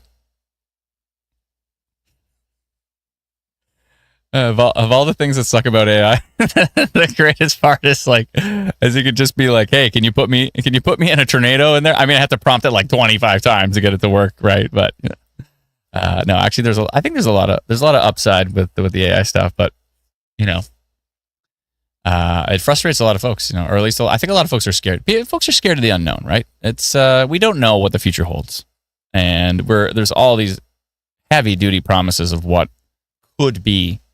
Like the medical advancements are obviously all great, stuff like this and like the machine learning which is, you could call it AI, machine learning here in Instant Weather Pro, where you can see, the percentage of tornado risk and that type of thing. Like, that's all really great stuff. No one would disagree that stuff is useful. But of course, the meme potential. I mean, just the meme potential alone from AI is just amazing. But Liv says how AI affects jobs and employment is the downside. I mean, it is, but it's like, we'll see what happens, really. And I think humans are going to be very important for a lot of things. That I don't think it's just going to be like AI takes everybody's job and nobody has a job anymore. I don't think that's going to be the case. And it's just kind of like the horse got replaced by the car. There's a lot of as people are looking back historically at all the different changes of technology that have come throughout the years. This one's coming faster and stronger than any of them have. But so we'll have to see what happens. But I think there's going to be a lot of job opportunity with AI, and if people are leveraging it, then you can make yourself more efficient. This kind of thing. You can get a lot more done in a shorter period of time. So I don't know. It's interesting. We'll see what happens. But I know there is. It's definitely a hot topic. That's for sure. The average ginger says, "I'm not even Canadian. Why am I here? I don't know. You can hang out if you want. It's all good. Not everybody's Canadian here." Scott coming in with the YouTube membership. Thank you so much, Scott. Becoming a new member of our YouTube channel. Thank you kindly. I appreciate it. It's very kind of you. Scott, I'm not even going to try to pronounce your last name. Wiesgarber? I said I wasn't, and then I did. Durango, Mexico. Yeah, hold on. Let me get on Durango, Mexico here. What do you want to know about Durango, Mexico? Is it like warm there, or let's see here. Durango, Mexico. All right. We found it. Let's go fly to it. Durango City, Mexico. Looks very populated.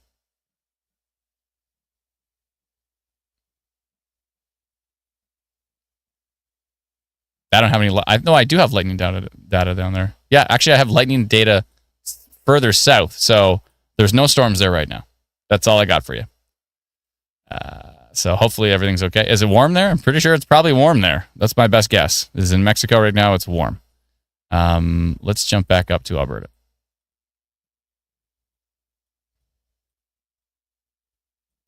Yeah, so the storm the majority of the storm has moved east of Calgary. Southern Calgary is starting to see some heavier rain as well. Continuing to see just a classic bookend look to the storm, but thankfully it has very much weakened as far as rotation is concerned. Earlier it was looking pretty powerful, but thankfully most of the rotation has weakened for that one. So there is a little bit of hail near Pritis heading to the... Whoa, what happened there? Okay. Heading to the... slowly to the east, very slowly to the east, actually.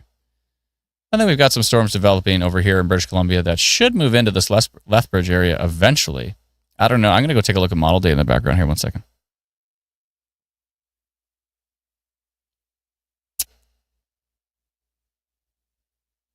Carl says Mexico is the epitome of summer.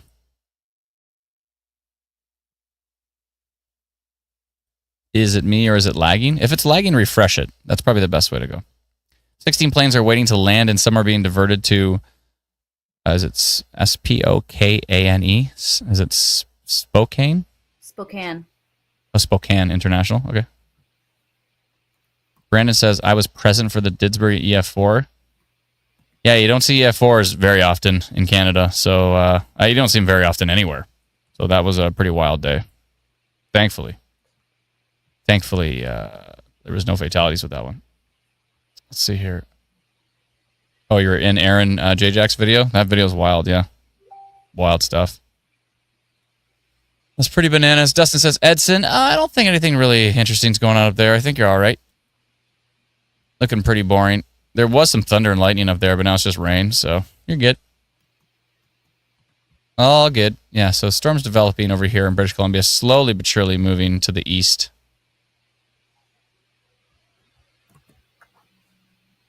I don't know where that reflectivity data went. Who knows? This is pretty late for you, Alana, isn't it? I was just thinking, I was like... Yeah, it is, and I'm still going to be up early to cover the risk for Saskatchewan for tomorrow. So oh, yeah, that's true. I head out. Okay. I'm just kind of looking. It's like these storms are quite a bit later than they really looked like when I was looking this morning. Yeah, they started as the day went on. They started like showing up later and later on the models. Yeah. So yeah, because it was supposed to be storms coming in from BC like late afternoon, early evening, and that's what this is the start of. But the trailing ones are quite a bit later. Definitely early or late evening into the eventually early morning hours. So we'll see. Mm-hmm. It's still 10:25 in Alberta, but it's getting closer and closer to the next day here. So, anyways, thank you so much for your help, Alana. Appreciate it. Everybody say goodbye to Atlanta. Have a good night, everyone. Well, bye-bye. See you tomorrow. Michael says, Adam, speaking of pronunciations, maybe high time to take a scroll through Quebec. Don't you dare. I thought, you know what? I don't know if you saw the stream. Was it yesterday? I don't even remember. There's so many streams lately. I think it was yesterday. No, but I thought, one, and, oh, you missed it? I pronounced a whole bunch of French names like bang on. People are like in the comments saying, wow, your pronunciation was perfect. I was like, sans, blah, blah, blah. I forget what I was saying, but I was doing all these different like areas. Oh, that was the New Brunswick one. Yeah. I was pronouncing these French names like to a T. So anyways, yeah. Slowly but surely getting there. Slowly, very slowly. Not very surely. Slowly and not surely getting there. See here. The trick is you just have to read them in like a French accent. That's why. Well, that's what I did. That's what I was doing. So yeah, I was trying to be very, very French about them, but it was tricky. It was tricky. L. Cox says, "Night, Alana." Chris says, "Let's step out to witness this glory." I don't know if you want to step out inside of it. If the lightning's out there, that might be a bad idea. We saw some wild photos earlier of a giant spider and it being powered by lightning, so you probably don't want to do that. Oh, speaking of that, there's an interesting clarification post on Alberta storm reports. It's too late.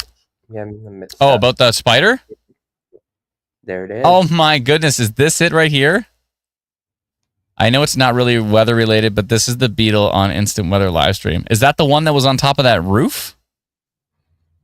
So they took this one, but I swear the one on top of the roof was black though. Did they paint it? Maybe this is maybe they have a few of them. I don't know why they turn these beetles into weird spiders. It's creepy. Whose great idea was that? Less disturbing. That picture didn't make it any less disturbing. No, but the lightning photo was the best. That was unbelievable. Doesn't get better than that. All right. Car mechanics, says Sandy. Yeah. I mean, it's attention. I mean, it gets your attention, I guess. Airdrie got sheets of... Excuse me. Airdrie got sheets of rain, says AH. Thank you very much. Appreciate it.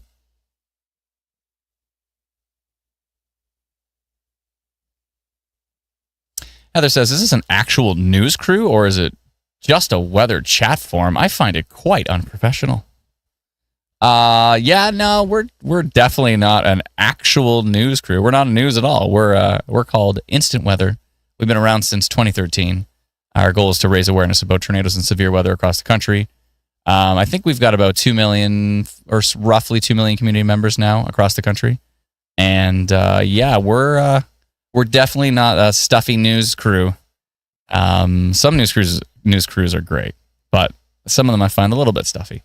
But no, we are just having fun, tracking storms, keeping people safe. That's what we do. So it's all good. If you don't like it, then there's probably other things you could do with your time. But if you want to hang around, it's all good. No worries. Hopefully that makes sense. Let's see here.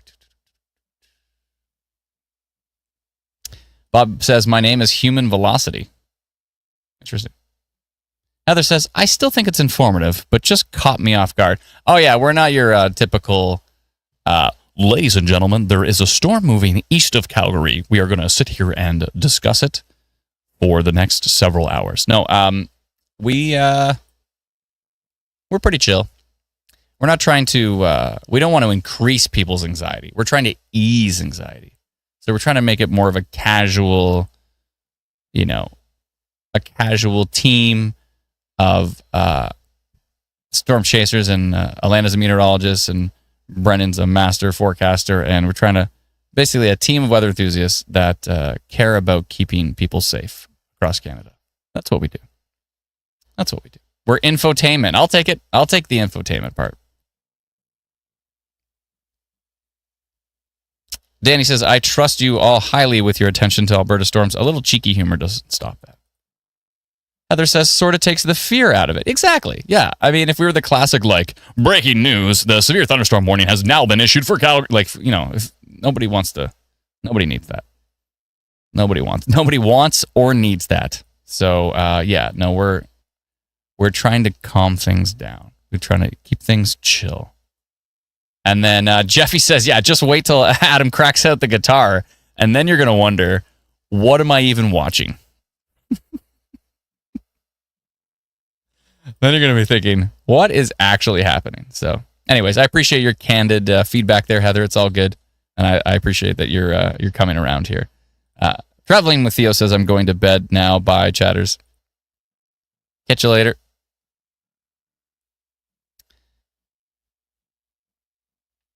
Storm is crazy in Calgary. Thank you for the report. Appreciate it. Ashley says, have to say you're pretty good at it, though. Thank you so much. Oh, do you mean the radio, like the announcer voice? I mean, I could talk like that from now on. People have asked me. They said, can you just talk in that voice at all times? Kevin says, please give me a heads up. I have a golf tournament tomorrow and love a heads up. I don't know where you're located, Kevin, so that's a bit tricky.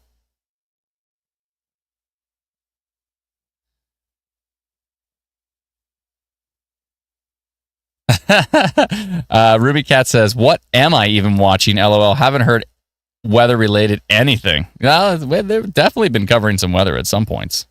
That's what we do. I mean, you can see the weather right here.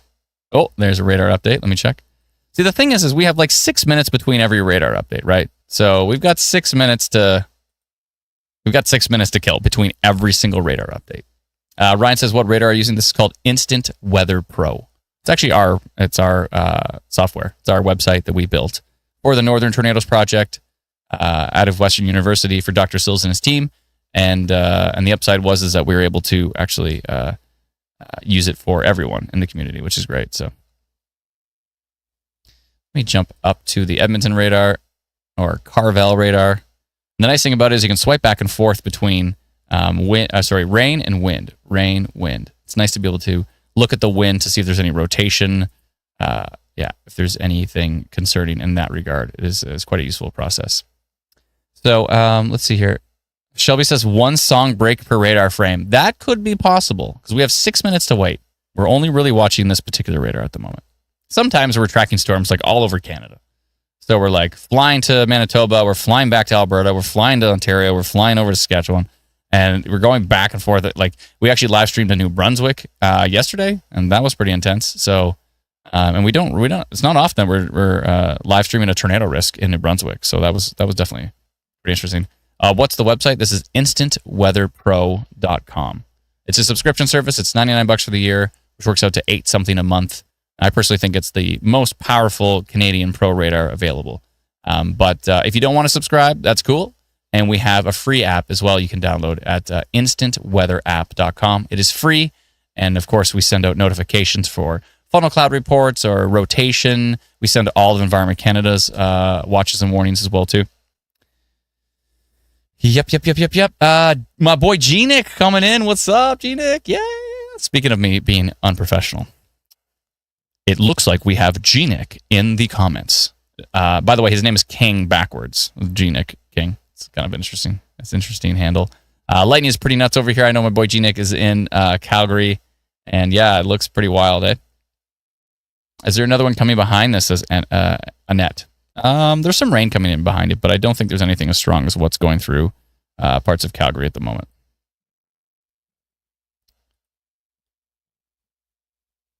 Only Canada. Oh, no, the Instant Weather Pro works in the U.S. as well, too. Yeah, we have all the U.S. radars, all the U.S. alerts as well, too. And it's a website, so you can use it on any mobile device. You can use it on your computers.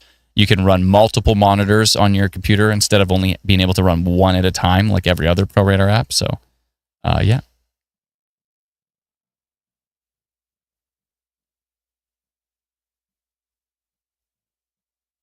Shelby says, you guys have been live a lot lately. Busy month. It sure is. It sure has been. We've been live for a while, yeah. Flames Dude says, once I get paid, I'm going to get a subscription to this channel as well as Instant Weather Pro. Thanks, Flames Dude. I appreciate it. Thank you so much for the support. Thanks to everybody who has subscribed to Instant Weather Pro. All of your incredible support has allowed us to continue to develop it and improve it, and working very closely to the point where it's going to be actually inside of the Instant Weather app. So that's exciting as well, too. So Adam says, this is awesome. Thank you so much, Adam. Appreciate it. I like your name, too. Big fan of that name. That's my name, by the way. My name's Adam.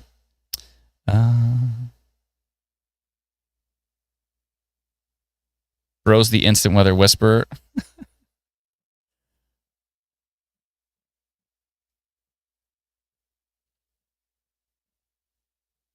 I heard Strathmore radar is down. We still have a radar frame from 1030, but velocity is having an issue. And it was very choppy there for a bit. There was actually lost frames there. I'm not sure exactly why. Bunch of lost frames. Yeah. I don't know what's going on. Let me see. I'm going to check the actual raw data feed here.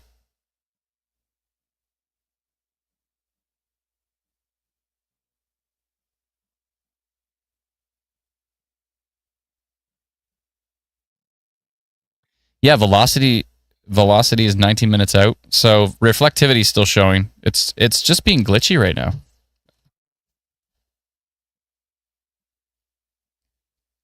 Yeah, it's glitchy right from the Environment Canada feed. Brandon says, so you're a part of the Instant Weather app? Yeah, we built the Instant Weather app. We are Instant Weather. If you look at the very top, it says Instant Weather. This is the Instant Weather YouTube channel. Yeah, we're Instant Weather. That's us. Mm-hmm.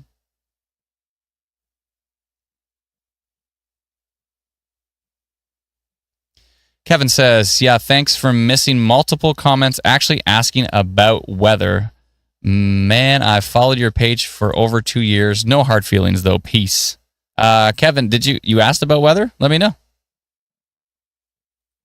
And if you're going to take it off, sorry to hear. Tom says, are the text updates service the same as the updates you get in the app? Yeah. The only difference is with the text message alerts, you don't need internet access. So if you have just like a basic cell signal and you're in like a rural area, you can still get a text message, but in a lot of cases, you can't use the internet. Yeah. Licia says, Kevin, he can't always read every comment. No, I can't, unfortunately. Riva says, Northwest Calgary, thanks for all your amazing work and reporting. Thank you so much, Riva, and thanks for kicking me in the butt to go live earlier than I was actually. I was going to go live about 30 seconds later, but you said, can you please go live right now? So I went live. Yeah, Kevin, let me know. Kevin Spencer, let me know if you do have a question about a particular area with weather. I could try to help you out.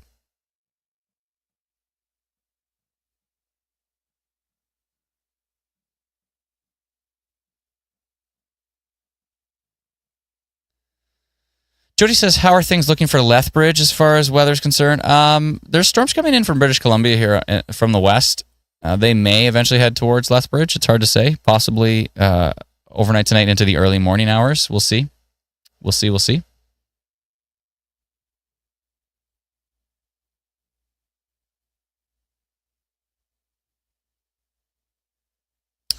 Amazing Person 3409, our favorite YouTuber, says, Smoke looks to return briefly Sunday evening in Southern Ontario. Just saw the HRRR and EC models. Yeah. Thanks for that great news. Appreciate it. That was a little bit of sarcasm there. Let's see here. Linda says, I missed the comment. Is there another storm behind this one in Calgary? I think it's just some rain coming in behind. You can see radar is being really choppy right now. And that's not Instant Weather Pro. That's actually that radar station is having issues.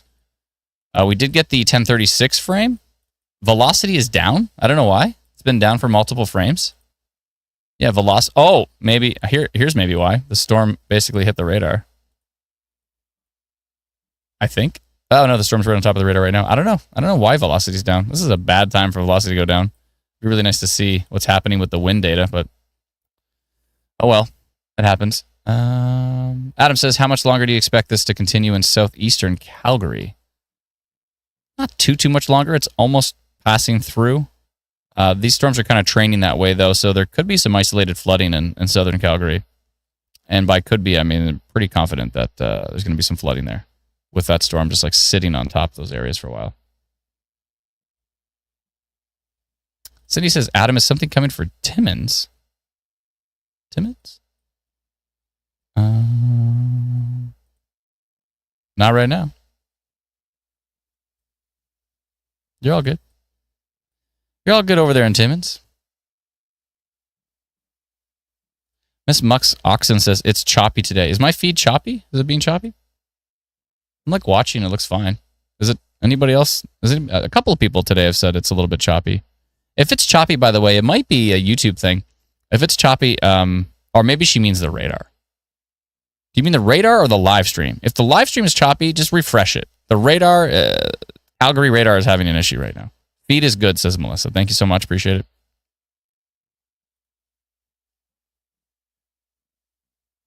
Liv says, the south side of the storm doesn't look good. It's too bad we can't see the velocities. Yeah, again, that's, the radar data. Yeah, that's just, again, like if we look at other stations are fine. It's just that station.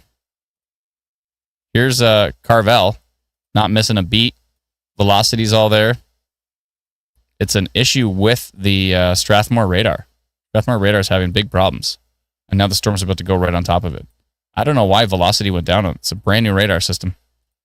Come on. Please fix it.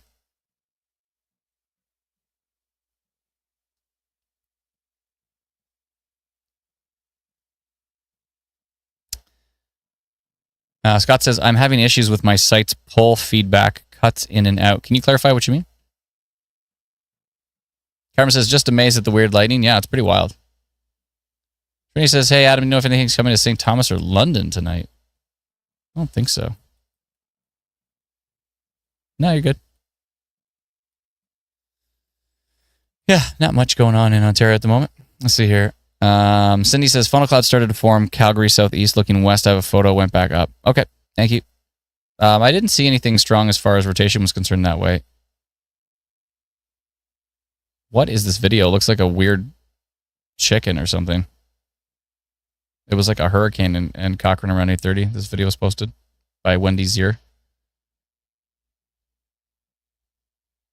Jan says, we had a tornado just north of Carstairs a couple years ago, July 1st, and my daughter has storm PTSD. This has really helped her tonight. Thanks. Are you referring to the Canada Day EF4 tornado? That tornado was wild.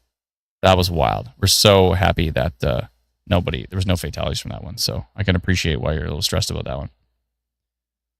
Yeah, that was wild.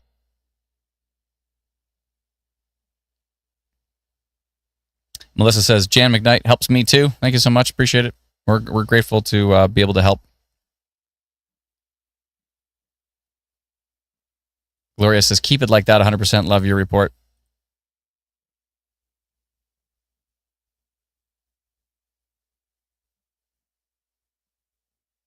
Scott says, I watch 7 car dealerships remotely and the feed keeps cutting out due to the rain and storms. Oh, interesting. Do those cameras look at the sky by any chance? Because we're always looking for more webcams where we can actually see the weather.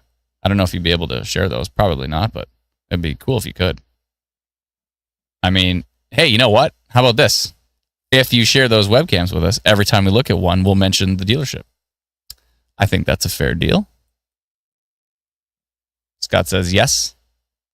Yeah, Scott, send us an email at help@instantweather.ca, and we'll chat about that. I think that's a fair trade.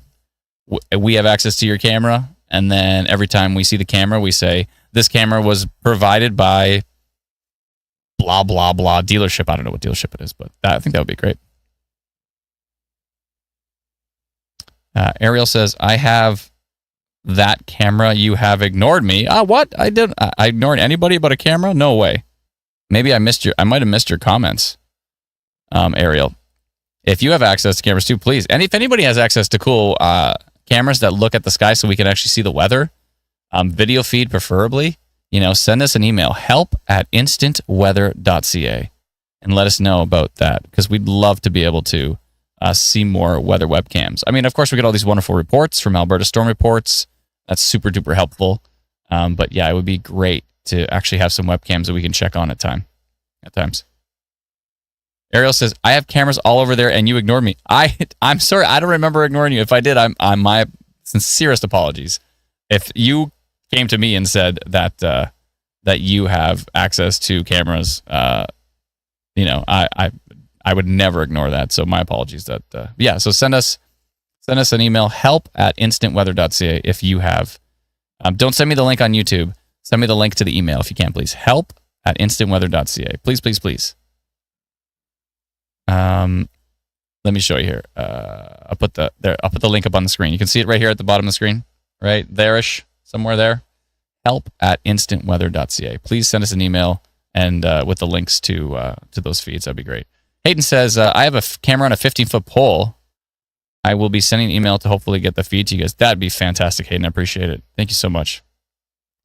And Scott says, I would have to check with the boss maybe next time due to privacy. Yeah, no, not right now. It's fine. If you could check with the boss, like, you know, don't need to bug them at nighttime. But yeah, check with the boss and tell him that idea. You know, tell him that when we look at his camera, at any of his cameras, we will, say that this camera is brought to you by whatever the dealership's called. So I think that's a fair trade. He gets free advertisement and we get access to a cool camera so we can see what the weather's doing in that area. So that'd be great. Connie says, thank you for the helpful coverage. Very helpful. Thank you so much, Connie. I appreciate it. Strathmore radar is having problems. And that's not an Instant Weather Pro thing. That's just a Strathmore radar problem. Thankfully, we're still getting reflectivity out of it, but velocity seems to be broken. What about tilt 2? Let's see. Is tilt 2 working? No. All of velocity is broken? That's wild. What about correlation coefficient? Let's see. But some other data here. Let's go correlation coefficient. That's down too? It's like the radar went into we can only do reflectivity mode.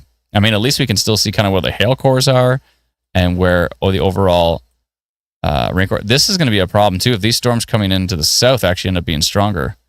Right now they look pretty weak, but if they get stronger down there, that could be a problem.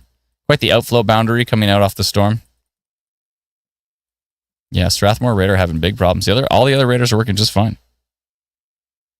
Genic says, does your radar have a future rough draft of what the weather looks like or will turn into? Yeah, actually, Genic, if you download our free app, you can check that out. So download our free app. It's called Instant Weather. It's free. I'm pretty sure I told you about it before. But anyways, download that. And if you go to Live Radar, there's a future radar option. The free version only has a few frames because that future radar is quite expensive, but very, very expensive to run and for data that we have to purchase. But if you subscribe to the remove ads page or upgrade radar page in the app, I think it's $14.99 for the 15-minute intervals, and then it's like 5 hours of future radar at 15-minute intervals, and that's pretty useful there. Safely landed, says Tara. Awesome, glad to hear.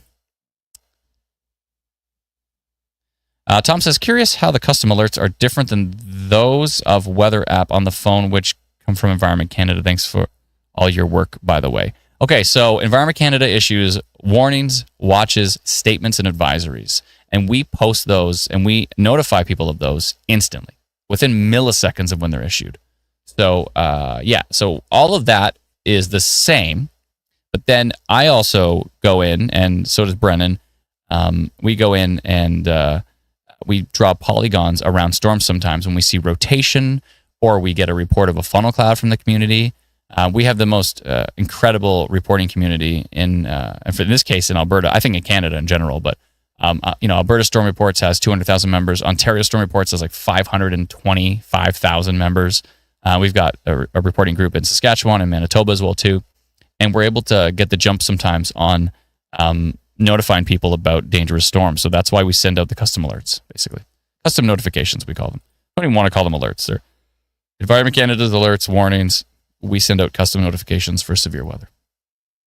We think that makes sense. But yeah, if you got any webcams and you're okay with us showing them on the live stream, and actually, to be fair, if you have a webcam but you don't want it showed on the live stream, but you're okay with us actually just using it to check the weather, then let us know. We're cool with that too. Like, we don't have to show it on the live stream. If you're like, I've got a webcam at my house, but I don't want anybody else to see it, but I don't mind if you guys check it just to see if there's dangerous weather in my area, then, you allow access to us just privately. Like, let us know either way. If you're like, I'm okay with it being on the stream, cool. If you're like, I don't want it to be on the stream, but it's okay if you're using it, then either way, help@instantweather.ca. Feel free to send you all the webcam links you can. So we're trying to build up all the webcams we can take a look at. So Renee says, new subscriber. Thank you so much. Appreciate it. Thank you kindly. New subber, says Carmen. Thank you kindly. Hyper Blitz says, radar went into sleep mode. Yeah, I don't know. Strathmore is having problems. It's not a great time for Strathmore to have problems. Especially it's like nighttime out. So it's nighttime out. So like all the spotters could probably barely see anything now with that storm. So it's not great. Is there any sort of tornado risk or watch? There's no tornado watch at the moment. The overall risk for tornadic development, I think, is pretty low at this point, just based on what I saw on the velocity before. When this was a much stronger bookend vortex, there was a much higher potential, but now it's kind of weakened out. It's basically just a hail, strong wind gusts, and heavy rain and lightning risk at this point in time, and flooding risk for sure. New sub here. Thank you so much, Christopher. Appreciate it. I sub to you. Thank you so much. Thank you kindly. Tiaya. Thank you kindly. Any storms for Edmonton? I don't think so. Justine, I think you're okay up there. You might get some rain, but I don't think so. Michael Paul coming in as a new member for our YouTube channel. Thank you so much, Michael. We appreciate it. Thank you kindly. Brenda says it's too cold now for updrafts. Perhaps. I mean, there's still going to be updrafts, but you know, how far are they really going to go up?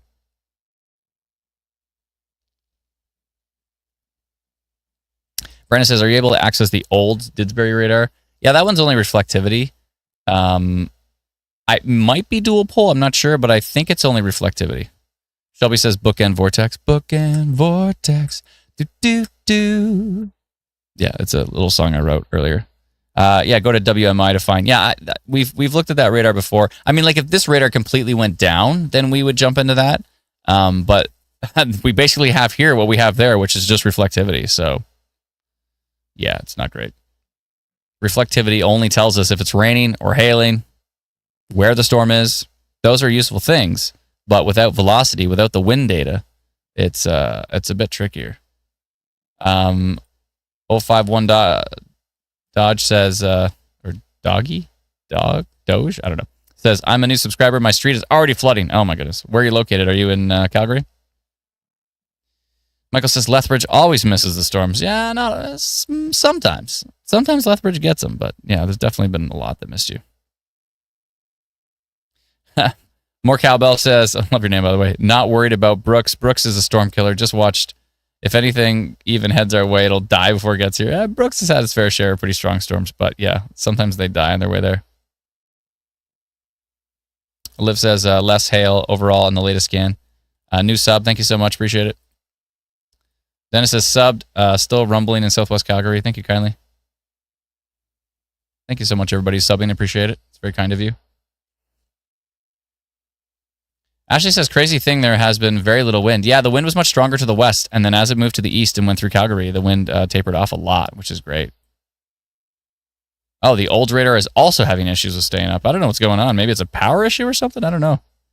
I mean, we're still getting reflectivity. We're still getting something. We can at least see where the storm is. It's just very frustrating that, and at Environment Canada too, they're probably not getting the velocity either. Like it's nobody. Like none of the apps have the velocity.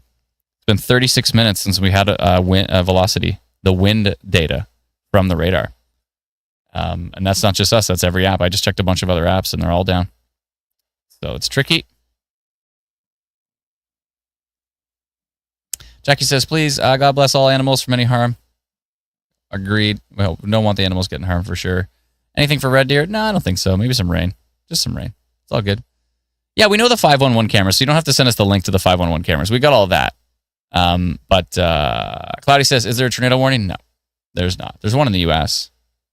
down here somewhere. I saw one earlier. Oh, maybe it's dropped? No, it's right here. There's one over here.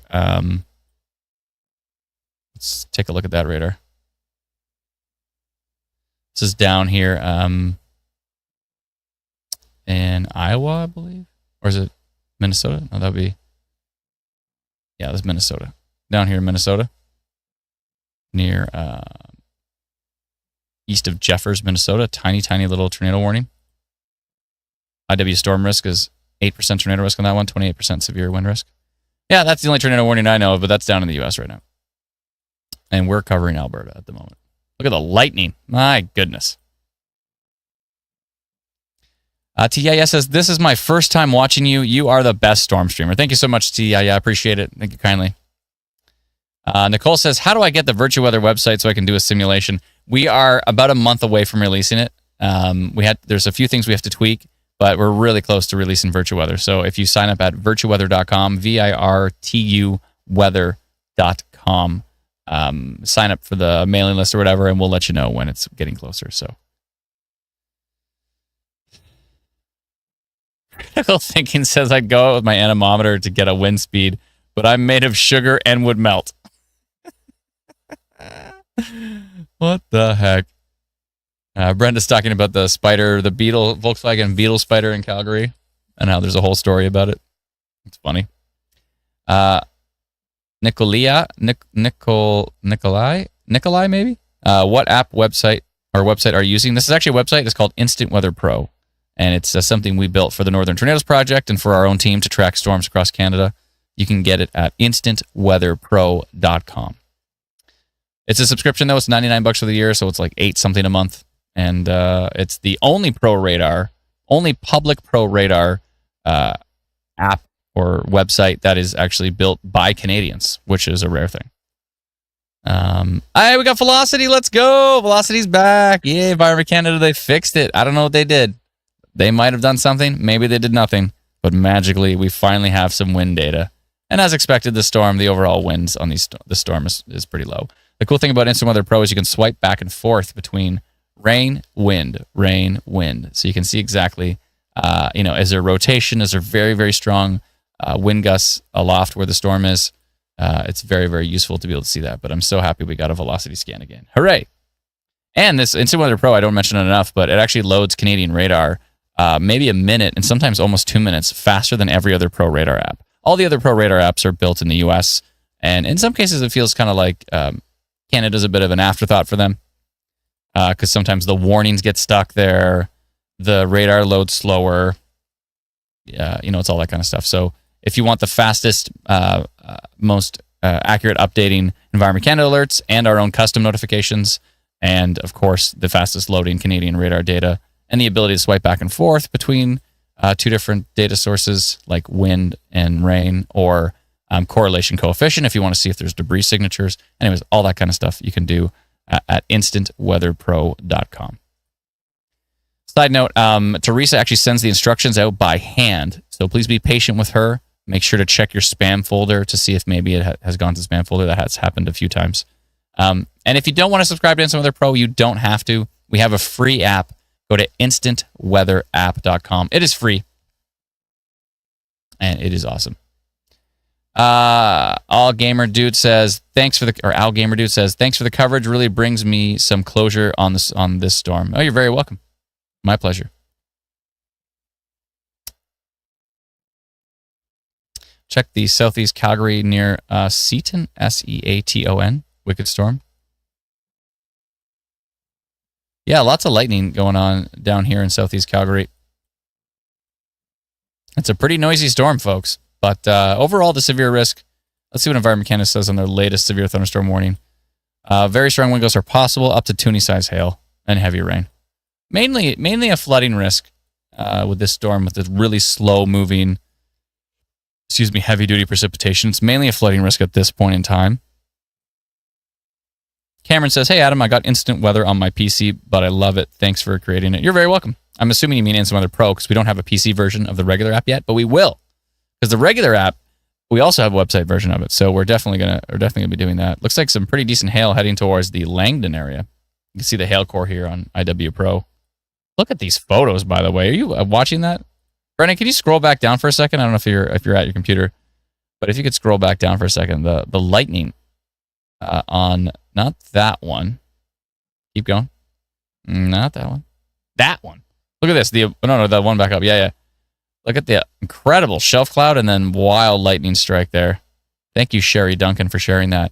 If you're not on our reporting group in Alberta, if you are from Alberta and you're not in our reporting group, if you're on Facebook, go to Alberta Storm Reports on Facebook. More than 200,000 members in that incredible community. And it's a great place to share and to review and to see reports from everybody in the community. Tiny says, please don't kill my flowers and garden if you're watching. Cameron says, I meant Instant Weather Pro. Yeah, I figured as much. You've said on your PC, so. And then, yeah, again, it's nice to be able to put like multiple windows if you have multiple radars. It's great. Pretty useful. Let's see here. How windy is it near Strathmore, says Christian. I don't know. On radar, it doesn't look that bad. Values of like 13. I think I saw 13 in there, 24. On radar, it actually doesn't look that bad. And we had actually quite a few reports that say now that the storm has moved to the east, the wind is actually a lot more tame as well. Really heavy rain down in Strathmore, says Furry's Balls. Furry's Balls, really. But but yeah, it's overall, I mean, it's basically a hail risk now with the Langdon area.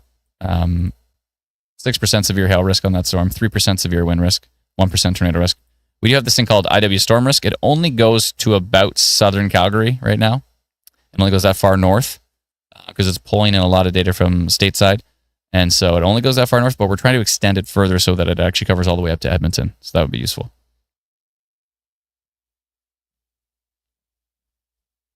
Kimberly says, yeah, I've been almost constant lightning and thunder in Fish Creek area, South Calgary, for a while now. Thank you for the report. Appreciate it. Thank you kindly. Bear says, what about the Thorncliffe area? I can take a peek for you. Here, let me see. Thorncliffe.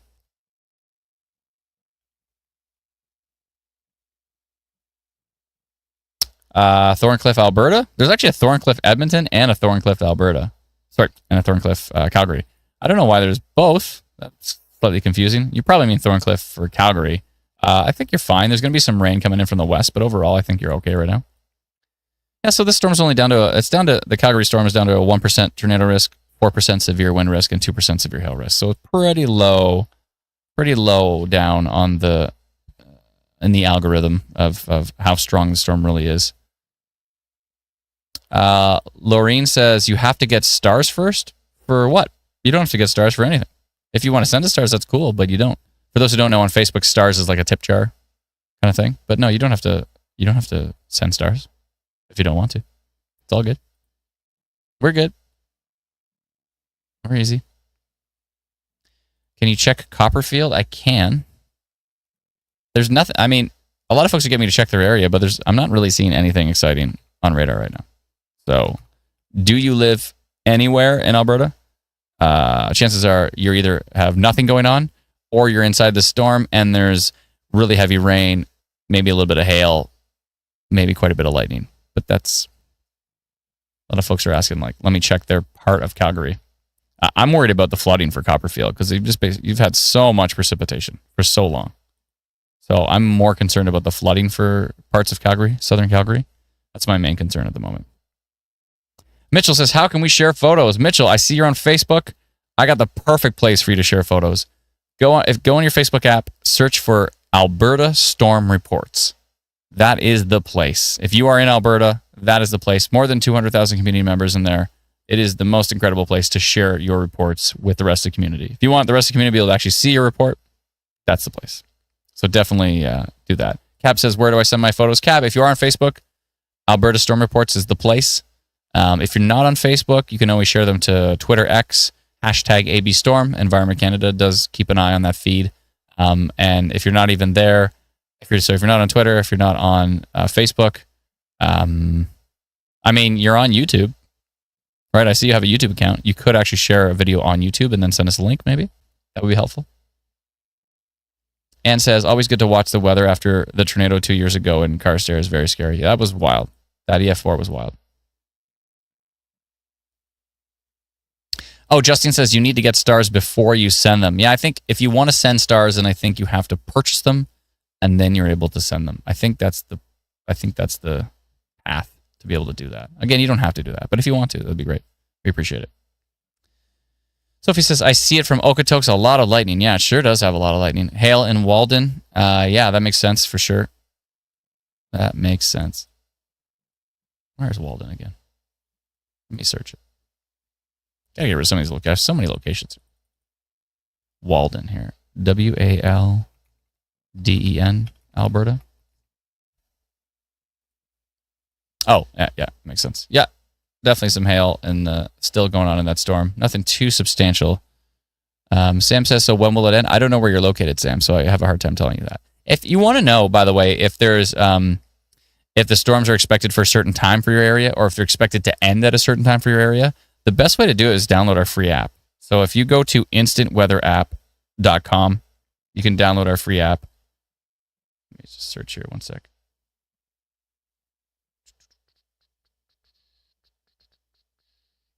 So it looks like this. So there's Calgary. You see the alert bar at the top. You can tap that. You can see the instant weather icon there as well too. You can see the thunderstorms right now.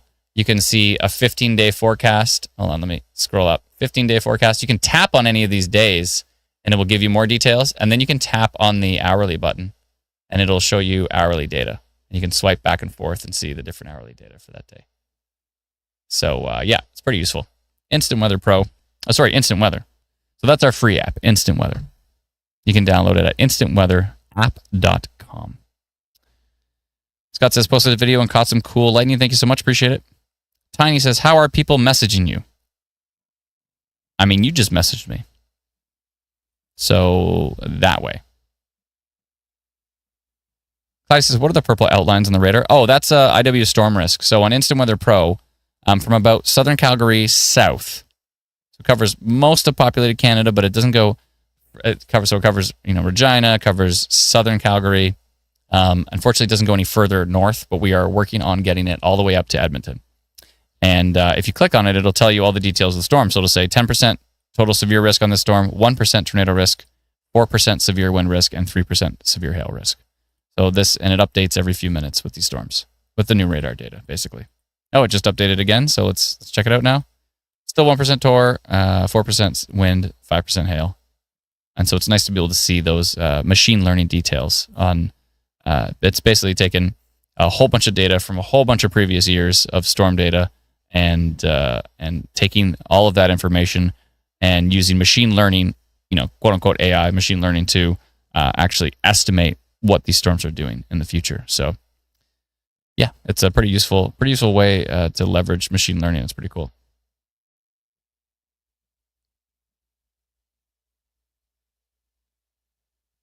Justine says, I like using AccuWeather. Also on the iPhone weather app, there is a free radar thing. Yeah, it's pretty useful. It's a little blobby, but it's okay. Yeah, those are decent apps if you like, if you're okay using American apps, which is fine, to some people. Some people are angry about it. Some people aren't. They're both US apps, but, they're decent. Again, I always feel like Canada's a little bit of an afterthought with these stateside apps, but, to each their own. But if you want to use a Canadian app that is free and it's awesome, it's called Instant Weather. Of course, Environment Canada has a free app as well, too, and it's actually quite decent. And, there's always the Weather Network. And who else has apps in Canada? I think that's it. I think it's just us three. Pretty sure.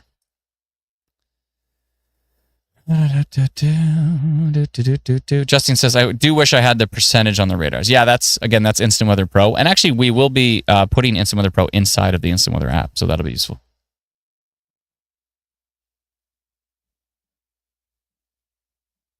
Shauna says, I'm miserable. I hate thunder. Is it almost over? Southland Calgary. It's going to be hanging out for a little while in southern Calgary, but it's eventually going to track to the east. You can see which way it's going.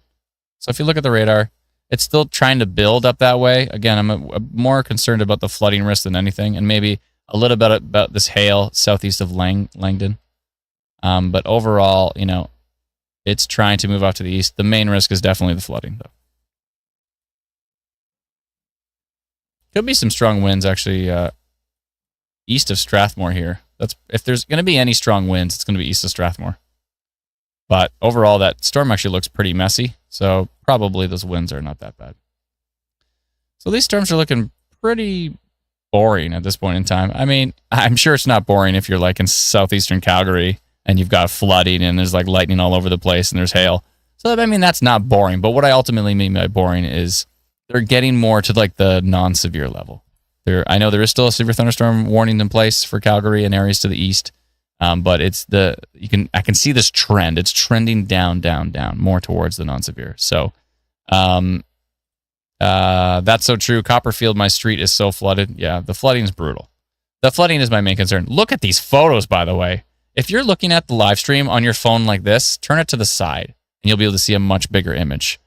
And look at this, the mothership of this. Foothills 947. That is quite the mothership coming in. Look at that shelf cloud. That is wild. Yeah, that was that storm. That was pretty wild.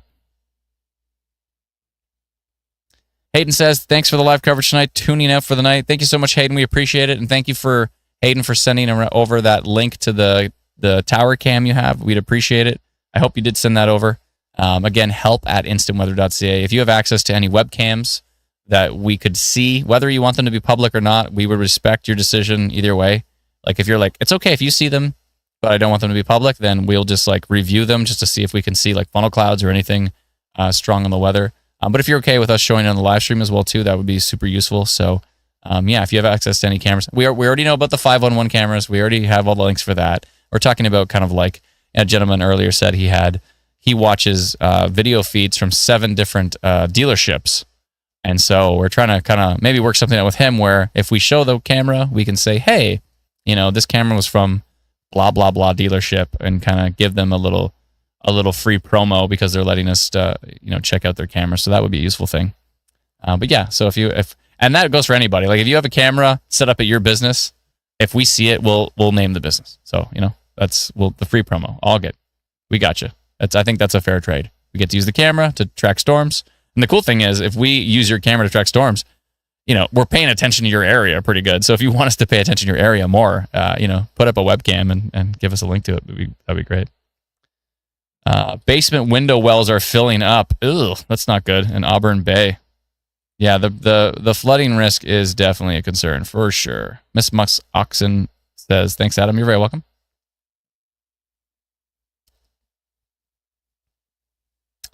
Willow's Library says, appreciate all your work. Thank you all. You're very welcome. Thanks so much for hanging out. Appreciate it. Hopefully everybody stayed safe. No rotations at the moment. No, there's no rotation at the moment. Not seeing anything as far as tornado risk at the moment, so it's pretty good.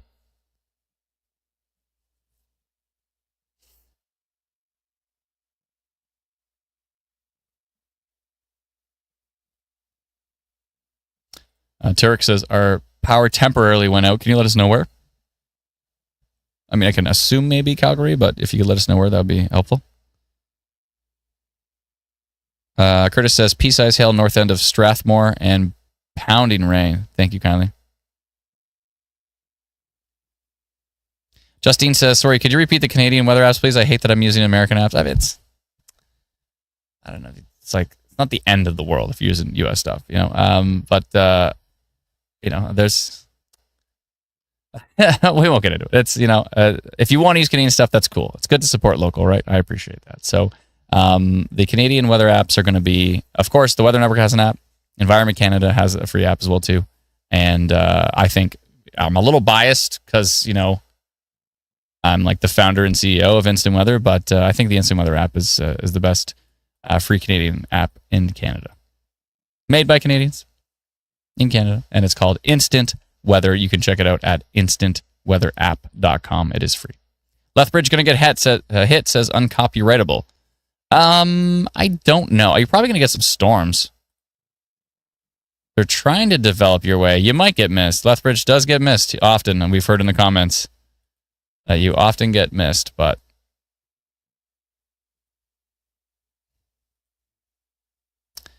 so yeah, maybe. It's possible.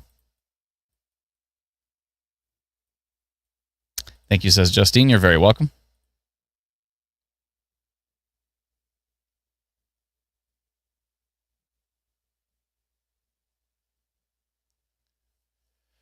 Look at that lightning video. Oh my goodness. Look at this by Leslie.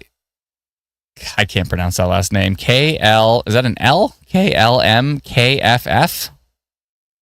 Klumkov?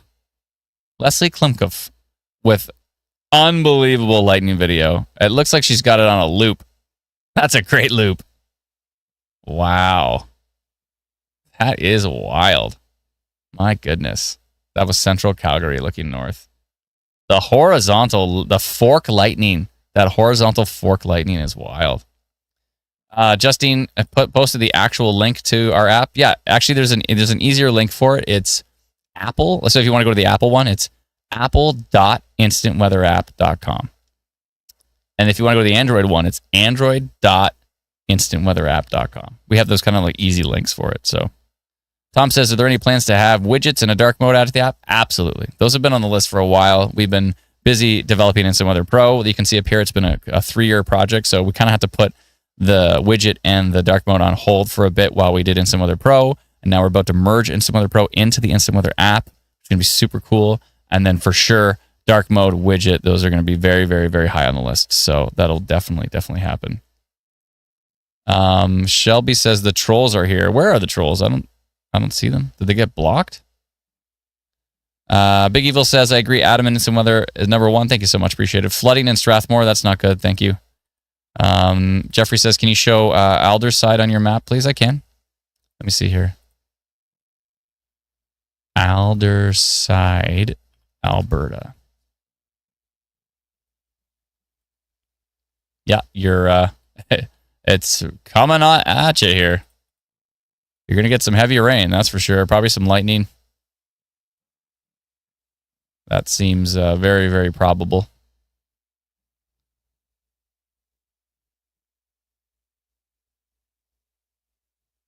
Ashley says, it's been over an hour of nonstop thunder and lightning here in Cranston. Still going strong, going blind from all the bright flashes. Oh my goodness. I don't see what these comments are talking about. Someone says the conspiracy is in the house. No, I don't know. I don't see what you're talking about. Are you talking about this comment here? Our family says Okotoks is getting poured on. Heard seeding planes earlier. So there is a program that happens in the Calgary area. In the Calgary, I think Red Deer, Calgary area, and that is they're seeding the storm to try to make the hail smaller. Does it work? I don't know. Calgary's had a couple of $1 billion hailstorms, and those storms were seeded. I don't know. You get a few little planes going over a storm the size of Mount Everest. Does it work? How can you ever prove that it worked? Because you can say, oh, well, that hail was small, and it would have been big if we didn't seed it. Or the hail is big, and they go, oh, it would have been baseball size, but it was only golf ball size. I don't know. Canada Plus says every time they seed, the storm is worse. I don't know. This storm ended up not being that bad, but would it have not have been that bad anyways? How can you ever know if it's working? I don't know. Oh, maybe over like 30 years they share the date. Like, I don't know. I really don't. Yeah. Shelby says, seriously, that's very interesting then. I really don't think it's doing anything, but every time I see a multi-billion-dollar or a $1 billion hailstorm go through Calgary, I'm like, so much for that program. Anyways, yeah, to each their own. Everybody's got their different perspectives on it, but how can you ever prove it? You can never. I don't think you could ever prove that it's doing something. I really don't think so. So, anyways, yeah, somebody wants to spend millions of dollars on that program, then I guess that's what they do. Let's see here. How's Cars Land? Let's see here. Cars Land. Let me take a look. I don't know if we're going to keep the stream going that much longer. These storms are definitely, there's still the flooding risk. Cars Land is about to see these storms. This line of storms. Going to be heavy rain for you, maybe some hail. It's torrential rain, lightning, hail, gusty winds. It's probably about it.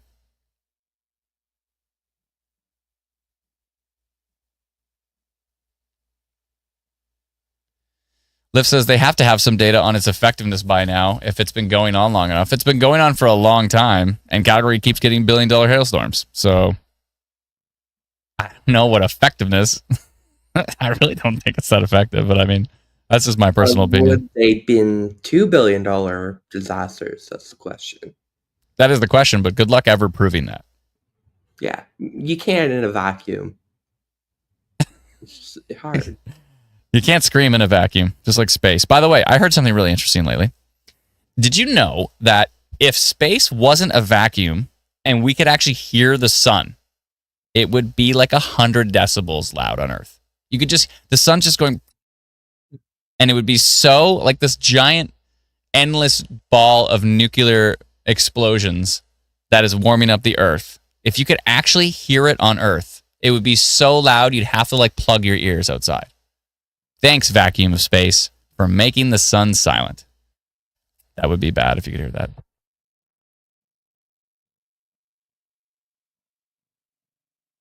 Yeah, isn't that wild? It would be horrifying. Look that up. How loud would the sun be?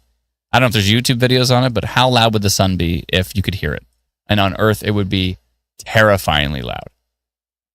So we go and we're like, it's so nice and warm. And maybe we'd be more inclined not to go out without sunscreen if we could hear the sun going, like my noise canceling is probably cutting that off, but yeah. The sun would scream. Oh no, the sun is screaming. You just can't hear it because of the vacuum of space. B-Sky Home Renovation says, can you explain all these color codes, yellow, red, green? Yeah, so when you're just looking at precipitation, green and blue are like really light rain. Then you get into yellow, it's a little bit more moderate. You get into orange, starting to get heavy. You get into red, you're into torrential, like tropical torrential rain. And then when you get to pink and purple, that's when you're starting to get into hail. That's kind of how that works. Now, when I swipe over, we're actually looking at the wind. And now when you see the red values, those are positive. As you can see above me at 40, 50 kilometers an hour, those are positive, means they're moving away from the radar. So this is moving away from the radar. That's the wind moving away from the radar. And then when you see the minus values, that's the wind moving back towards the radar. So that's actually the wind being sucked into the storm going west, and the storm is moving to the east, and that's the winds being pushed by the storm to the east. So wind being sucked in, wind being pushed to the east. Now, typically, when you have like a hook echo if you had a hook echo on reflectivity, and then you had this kind of like red versus green, that's when we start to see rotation. So in this particular case, it's just the wind being sucked underneath the shelf cloud, being sucked up into the storm, basically. So that's how you're seeing that there. There's nothing tornadic from what I can tell. But when you have a big hook echo and you've got a bunch of bright red and bright green coming together, and you can really see it swirling together, that's when you can see rotation, and that's when you can potentially see a tornado on radar. I'm in the Far East. Streets are flooding. Yeah, flooding is definitely is light blue snow. Not in this particular case. No, this is all just reflectivity. This is all just rain. Sorry, reflectivity could be snow, but this is all just rain at this point in time. Yeah.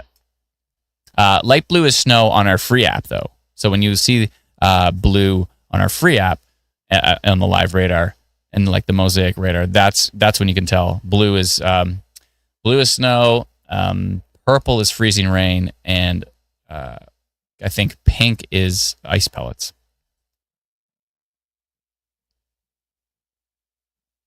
B-Sky Home Renovation says, wow, that's good to know, bud. Thank you so much. You're very welcome. My pleasure. Look at this shelf cloud, by the way. Look at this photograph. Amazing Person 349 says the HRR shows this line re-strengthening in the morning to southern Saskatchewan. Also, risk for supercell development behind that. Thank you very much for that update. Appreciate it. Amazing Person 349 makes it easy. I don't even have to check models. It just tells me what's up. I say he. Okay, Amazing Person 349, please tell me, are you a he or a she or they? Like, let me know. I'd like to know, because I call you, I think I call you he all the time, but I want to make sure that I'm using the right terminology here. So please let me know. And if you don't want to let me know, it's fine. I'll just keep calling you Amazing Person. You're amazing person. It doesn't say amazing dude. It just says amazing person. So maybe I'll just call you person. It's fine. Let's see here. Sammy says, as a crane operator who has to monitor the sky, the global news app is not a reliable real-time source. Unfortunately, very delayed info. Yeah, that's unfortunate. Sammy, you might want to consider Instant Weather Pro, because we have the fastest updating Canadian radar data. We're actually going to be taking some of the technology that we've done in Instant Weather Pro and put it into the free version of our Instant Weather app, so that the radar can be actually a lot more up to date, because we're using kind of like those mosaics, and sometimes it lags behind. And it's like apps you're talking about.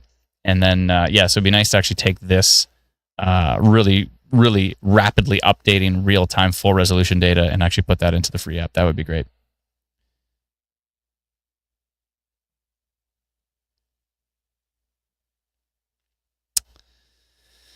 Okay. How is northern Alberta looking? It is fine at the moment, I think. Can you zoom in on Auburn Bay? Yeah, it's flooding. I heard Auburn Bay's flooding. It's not great, so. Great to know. Thank you. I need winds and lightning the most. Yeah, if you want to see winds, I mean, if you want to actually look at raw velocity data to actually see the wind, the actual wind data coming off of the radar, Instant Weather Pro is the way to go. So, again, you can subscribe to it at instantweatherpro.com. And a huge thank you to all those who have. Flooding in Livingston, Calgary. Yeah, parts of Calgary definitely. And then there's more rain coming in behind it. It's like not stopping. Like, look how much rain's coming in behind again. Calgary's going to get some more moderate rain. Not that you need any more. What is happening?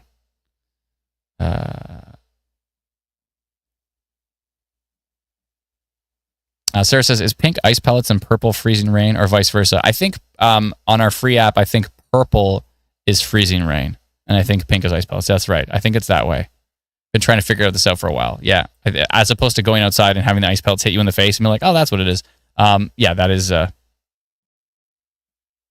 RWIZ says, you try so hard to learn about Amazing Person 3409, but they never answer your questions. It's the most interesting friendship. I know. They're like so helpful. They help us all the time on the live stream. They're always on the live stream. They're always checking models. They're always checking reports. They're always checking radar for rotation.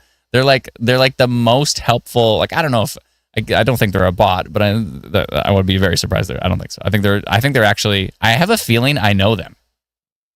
I have a feeling I know who they are, but they don't want me to know that I know who they are. That's my guess. That's my best guess. When is Calgary getting more rain? Pretty soon. I mean, it depends on what part of Calgary you're in, but you can see it coming right here. This big blob of yellow is going that way. It's starting to taper off a bit, but it's definitely, Calgary's definitely going to get, all of Calgary is going to get more rain. Unless it just magically vanishes, but I don't think so.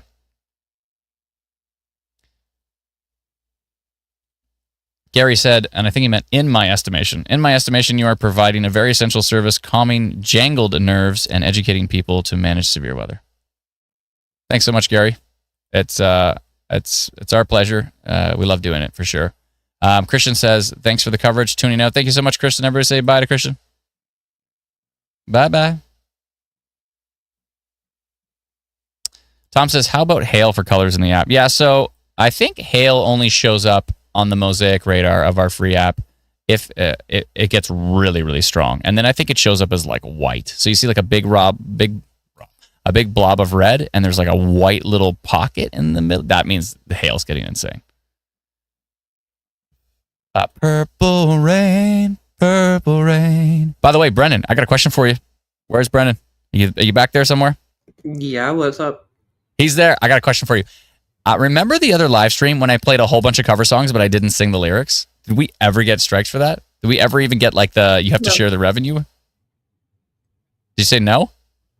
No, but you shouldn't like sing the whole song. But if you I didn't even sing the whole. I'm saying I like played the acoustic. I played like the chords to like Last Dance of Mary Jane or something like that. I just played like A minor, G, D. I kept going back and forth, and it was clearly that song, but I didn't sing the lyrics, and we didn't get a hit for that, which makes me think that. Remember, I was talking about recording a whole bunch of acoustic songs, so like when we're in hybrid mode or something, we can just like play that music in the background. I think I could actually just record a bunch of cover songs that everybody knows what they are, but I don't sing over them. And so it's just like everybody's favorite music with no singing. And then that would kind of be like this background acoustic-y vibe music. That'd be kind of cool. I mean, of course, I have a bunch of originals I can do too, but easily just like record something and like upload it to YouTube and see if it gets flagged as copyright. I already did test it on that live stream we just did, right? But it might have not been long enough to pick up on it. Well, that's the thing. Then I wouldn't make it that long. I would do like a verse, chorus, move on to another song. Like I wouldn't do like the entire full structure. I don't think YouTube's looking for the chord structure. And also too, don't forget my guitar's in a different tuning. So it's not even the same chords as the original song. It's like the same song, but transposed down a step or two, right? So yeah, I don't think the only time we get flagged is I think when YouTube picks up on the lyrics. So if I'm singing the lyrics of a song, I bet you if I sang Blackbird, the whole song with no guitar, I just sang the whole thing a cappella, I bet you we get one of those things where it says you have to share the revenue with that, with like Sony or something. I guarantee it. Riva says, what is a super chat? Oh, super chat is, it's kind of like a tip jar for YouTube. So you can send, and it kind of highlights your message. So you can send a message with like some people send like $1, some people send like $5, or there's a few people that send like $30 and $100. It's wild. But you can basically highlight your comment, and then it will say it's called a super chat. It's like to kind of highlight your comment basically. So Calgary is going to be hit again, only with some rain. I don't think there's maybe a little bit of lightning, but that's about it. Shelby says the super chat is a paid message on YouTube. Yeah. Enjoying your intermittent weather tutorials. Thanks. See, here's a super chat. It looks like this. It's got a different color to it. Tori Cummins, super chat. Thank you so much. How come Lethbridge rarely gets storms? That's just circumstantial. Sing part of Blackbird, please, says H. I'll just hum it. I don't think they're going to give us a hard time about me humming it. I used to play it all the time on the stream, but every time we would do a live stream, at the end of the live stream, it would be like you have to share the revenue of the live stream with Sony because you played Blackbird. So we'd like live stream for like 8 hours, and then we have to share like half the revenue of the live stream with Sony, just because I played that one song. So I could play some originals, though. I'll definitely do that. Tom says, just curious why the Instant Weather app shows a different temperature compared to the stock Apple app. Is it where it's pulling data from? Instant Weather says 11 feels like 10. Apple says 14 Celsius. Here's a question for you, Tom. If you have a car, go to your car and look at the temperature in the car. Or actually, if you have a thermometer or a weather station, let me know which one's closer. On all of my tests, our Instant Weather app has been closer. We actually pull in not just the regular weather stations, which like Apple would do, but a whole bunch of personal weather stations, which fill in the gaps. And also, too, it's blended, so it won't just be like, what's the closest weather station? A lot of these apps say, like, if you're, let's say you're, for example, you're like up here in Innisfail. The closest weather station might be Calgary. So it'll say your temperature is what Calgary's having. And that Calgary temperature might be 2, 3, 4 degrees different than what you're actually experiencing, depending on where the cold front is, all that kind of stuff, right? So, so because of all the personal weather stations that we're pulling in, the results are much better.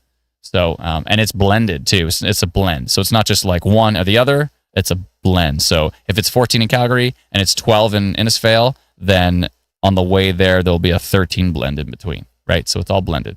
So it's actually pretty useful that way. Lisa says in Edmonton is the international airport they tend to use, aka in Leduc. Exactly. So you're getting a temperature from something that's like south of town. It could be a different temperature in town, right? Yeah. So it's very useful to have those personal weather stations mixed into the data. That's great. All right, I think I'm going to play a song. Look at that shelf cloud as well. I think I'm going to play an original song. Yes, I like originals. I think earlier I said I was going to play the Going Back to Bed song. Where's my acoustic, though? I can't find it. Oh, it's right there. Okay. Do I have a pick? Where's my pick?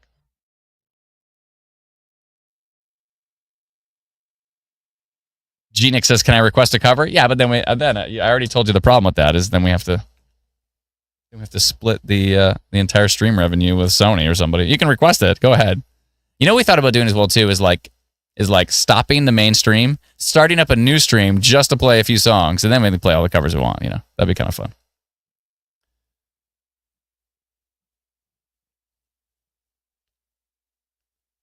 Scott says you can use music from YouTube's own library. Yeah, for sure. Just for background music. We already do that. Yep. Don't forget to turn off noise canceling. True. I don't need a cover. I'm already covered by blankets, says Lisa. Which way is the storm moving? It is moving to the east. Let me animate it here. Lethbridge might see a little storm. Actually, look what's popping up west of Lethbridge. Little bit of pop-up, something or other. So yeah, Lethbridge might see a storm. We'll watch for a little bit longer. I'm actually going to turn off IW storm risk because you can't even see the storm with those polygons. Where is it here? IW storm risk off. There we go. Actually, you can't even see with the lightning. So much lightning. There we go. I think I have to refresh for that to go back. Let's see. Yeah. There we go. That's better. Actually, I'm gonna tilt the camera here. My boy G-Nick's still hanging out. What's up? G-Nick Pro Gamer. You don't want to go. You don't want to play anything versus G-Nick. He'll destroy you. 10 times over. Let's see here. Although I think I beat Gina at Rockets one time. Let's see here. Anything Honeymoon Suite or Prism? Did I open? I think I opened for Honeymoon Suite one time. I'm pretty sure I did. Oh no, wait. It was no, it wasn't Honeymoon Suite. It was wait, does Honeymoon Suite do? No, they don't do. Sorry, I was thinking of a different. It was another 80s band. I can't remember it. Anyways, yeah, there's a whole bunch of. Side note: I'm opening for Colin James August 2nd. That'll be fun. That's at Campin' Fest in Barrie. Opening for Colin James with a new band that I joined, so that'll be fun. Tiny's going to bed. Thank you so much. Thank you, Tiny. Thanks for joining us. Appreciate it. Lisa says, could we hear Arrogant Worms' War of 1812? I don't know that one. I definitely don't know that one. I found a pick. Yay. My last resort pick. Okay, I'll get my guitar. Give me 1 second here. I'll grab my guitar and I'll play you a tune. H says, wow, that's awesome, Adam. Thanks so much. Yeah, I appreciate it. Yeah, I've opened for Colin James once before in a previous band I had. Yeah, we're going to be, I joined a new band called Face the Lion out of Barrie, Ontario, and we're going to be opening for Colin James. That's going to be a lot of fun. Okay, give me 1 second here. I will be right back, and I will get my guitar. Oh, never mind. It's right here. I didn't have to go very far for it. Okay, let me adjust the mic here. Sarah says, any chance of a live stream tomorrow? Maybe. I think so. Right, Brennan? We got Saskatchewan. We've got Ontario. I think it's probably a live stream tomorrow. Yeah, I'd say so. Yeah. All right. Let me turn off the air conditioning. That's too noisy. Parasol says, I probably pronounced that wrong. Parasol said, just found this, liked and subscribed. Thank you so much. Appreciate it. Yeah, if you're watching the stream, if you can hit the like button, hit the subscribe button on YouTube if you can. We'd appreciate all of that. It does help with the algorithm. Let me just turn that up there. I'm going to play a song before I go. We've been watching for a while, but the storm is overall, there's some gusty winds in it still, but it's not really too substantial from what we can tell. But we'll continue to watch even after the stream, but let me see. I got to kill my noise canceling here. Okay, and kill my noise canceling on StreamYard as well.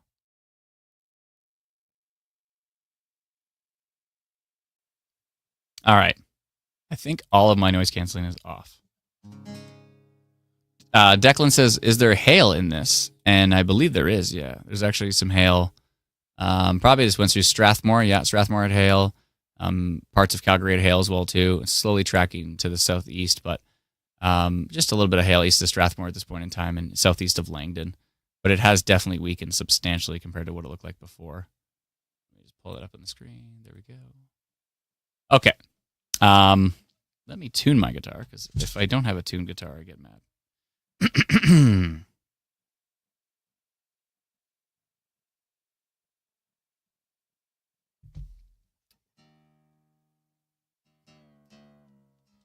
Let me do that really quickly here. 1 second. I should probably leave the noise canceling on for the tuning because it's annoying. I'll just do it quick. Actually, I want to drop it here. 1 second.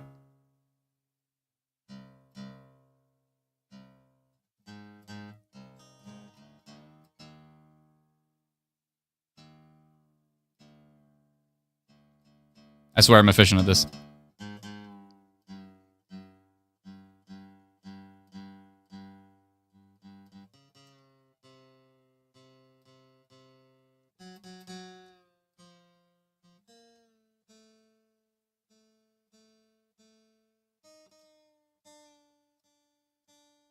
There we go. Can you hear that? Let me know. Can you hear the guitar? I might have to turn my mic up a little bit here. I don't want to get it too strong, but hopefully you can hear. I'll tilt this down actually as well. There we go. Let me stretch my strings out real quick. And Justine says, yep, awesome. Thanks for hanging out, by the way, everybody. Appreciate it. It's been quite a night, quite a storm that went through the Calgary area. Hopefully everybody's okay. Hopefully all your sub pumps are working.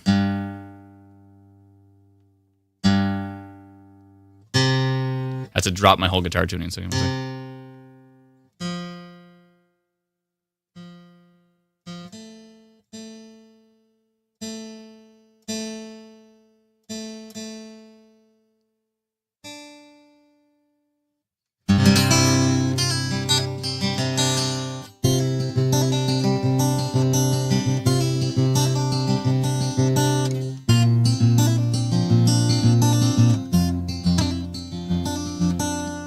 okay, I'm going to play a song that I mentioned earlier, which is that song, but one second here.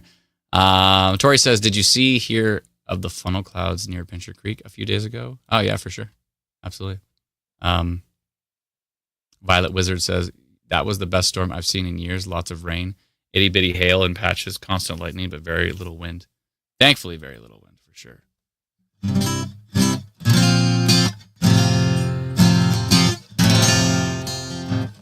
Okay. Let me just stretch them out. I want to make sure the guitar is perfect.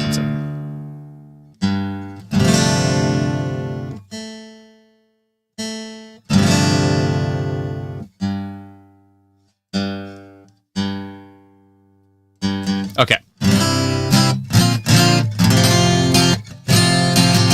Sounds pretty good. Okay. So this song is, I mentioned it earlier because we were talking about how little sleep I've had lately because of all the live streams. But this is a song I wrote. I wrote it when my son was born.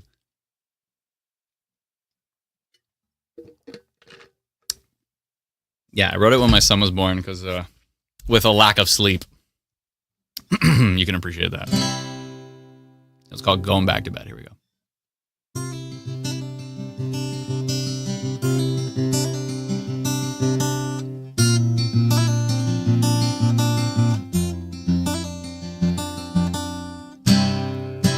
Wake me up early, sun is shining bright in my eye. Feel like a vampire, I'm always up at night. Think I'm insomniac, you think I'll never sleep.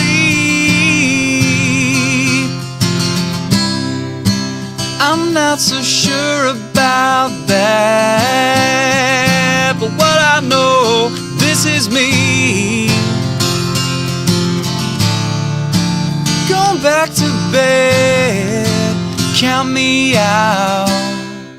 You heard what I said, and was there any doubt?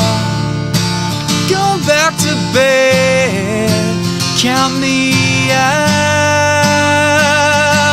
Yeah, yeah, yeah, yeah. Wake me up slowly, there's still sand in my eye. I feel like a vampire, oh, at least I try. Going back to bed, count me out. You heard what I said, and was there any doubt? Going back to bed, so count me out. Yeah, yeah, yeah, yeah. It's easy to roll, easy to hide. It ain't easy getting up at night. Easy to run, easy to hide. It ain't easy getting up at night. Easy to run, it's easy to hide. It ain't easy getting up at night. It's easy to run, easy to hide. It ain't easy getting up at night.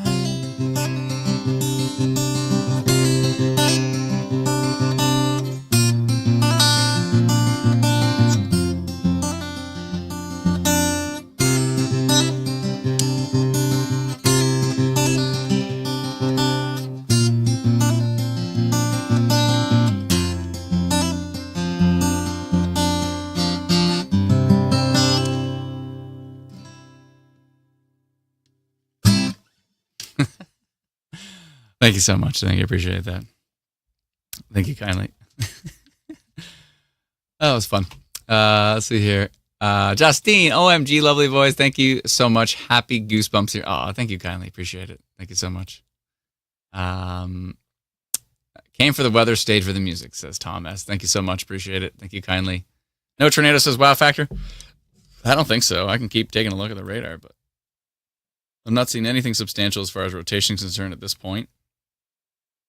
We'll have to see what the bottom of this line does. We'll see. But at this point in time, nothing too substantial. Obviously, the flooding, the lightning, the hail, the wind, for some people, has been pretty intense. But overall, not too wild. Weather and entertainment, nice. Thank you so much, Critical. Thank you. Appreciate it. That was great, my dude, says Michael Paul. Thank you so much. Appreciate it. Thank you, Shelby, as always. Thank you. I'm kind of feeling a little songy. Brennan. Thankfully, Brennan goes to bed at like 3 in the morning, so that's good. I could play another tune. Anybody want to hear one more? One more? Let me know if you want to hear one more song. It won't be this one, because if I play this song, we'll get a copyright strike. Something.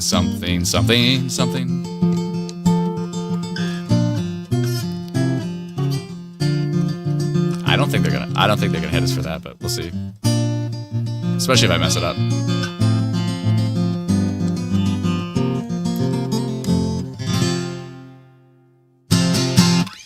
What could I play? Trying to think. I have so many originals. I need to like polish them because I always feel like not that confident busting them out in the stream if I haven't played them in a long time.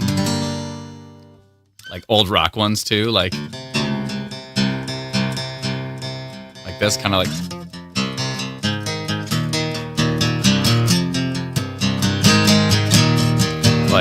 Patience is a virtue, look in my eyes. I could almost taste what has passed me by. Any chance I had was a chance I gave away. I haven't played this in a long time. This is my turn to make it all worth it. God only knows how much I deserve it. I won't let a thing get in my way. I can see the light at the end of the tunnel. I can hold my breath till my face turns blue. I can feel the storm like I'm inside the funnel. I can make this dream come true. Yeah. That's something like that, yeah. That's from an old band of mine called Atlantis Blueprint. From back in the day. What else could I play, though?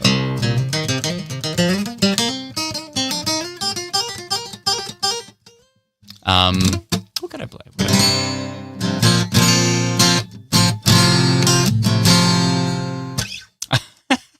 Thank you so much. It's very kind of you. All right, I'll play a staple that I know well. It's also an old Atlantis Blueprint song. Little different though.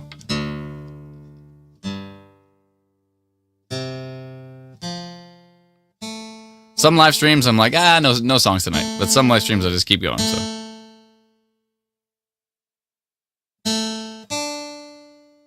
All right, I usually play this on the live stream, but I'll rock it for you. To 10 by Atlantis Blueprint. Hold your breath and count to 10. How did that go again? It was I can see the end. Hold your breath and count to 10.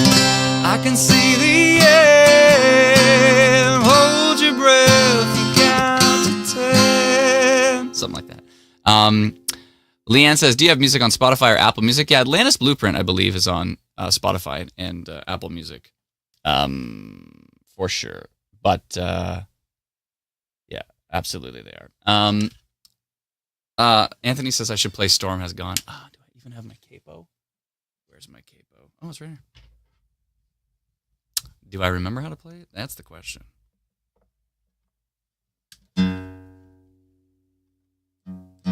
I could play it. I'll figure it out. it's a little bit more appropriate than old Atlantis Blueprint songs, I think.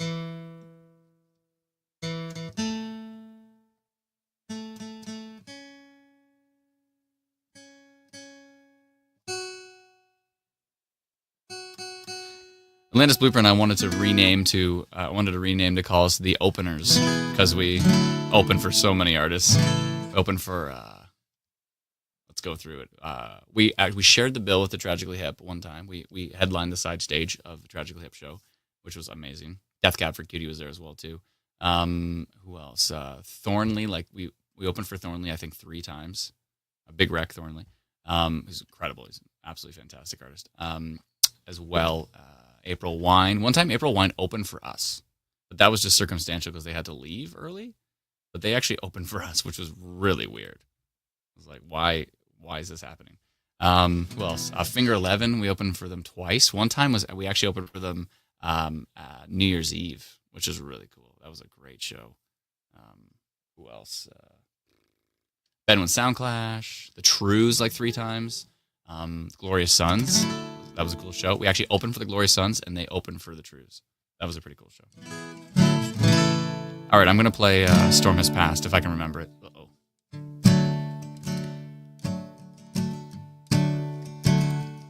How's it go again? Storm has passed. The time is now to go to bed. You can do it somehow. Storm is gone, and maybe it's not too long till you rest your head, get some sleep, try to dream of something sweet. Ooh, you're gonna be alright. You're gonna sleep just fine. Tonight.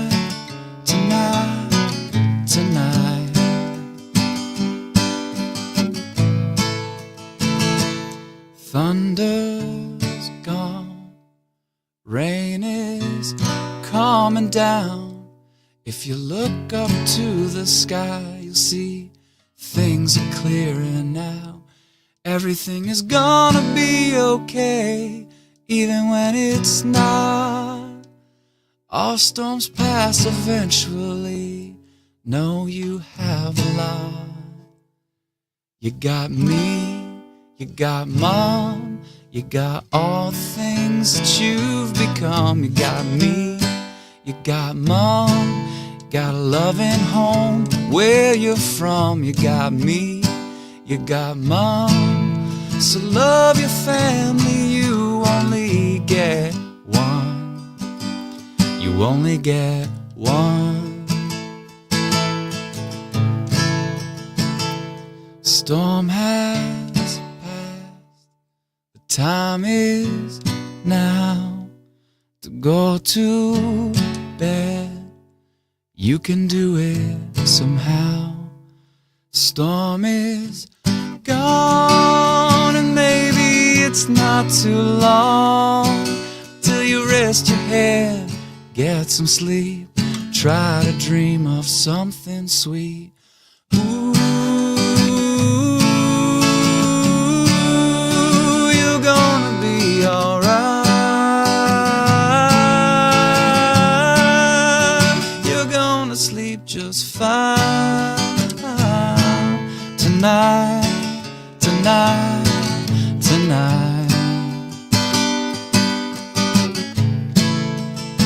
You're gonna sleep just fine.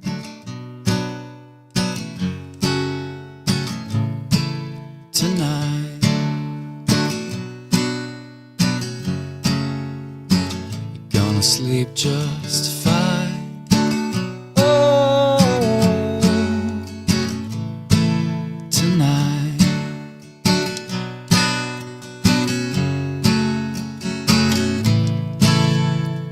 Tonight.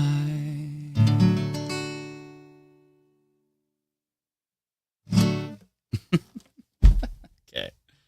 I think that about does it. I think so. Thank you so much, everybody. Thank you kindly. Tracy O says, so soothing I might actually go to bed. I'm trying going to actually put you to bed. I mean, it is kind of a lullaby, though. Thank you so much. I appreciate it. Riva says, thanks for making my dog calm down. Thank you, Cindy. Appreciate it. Thank you kindly.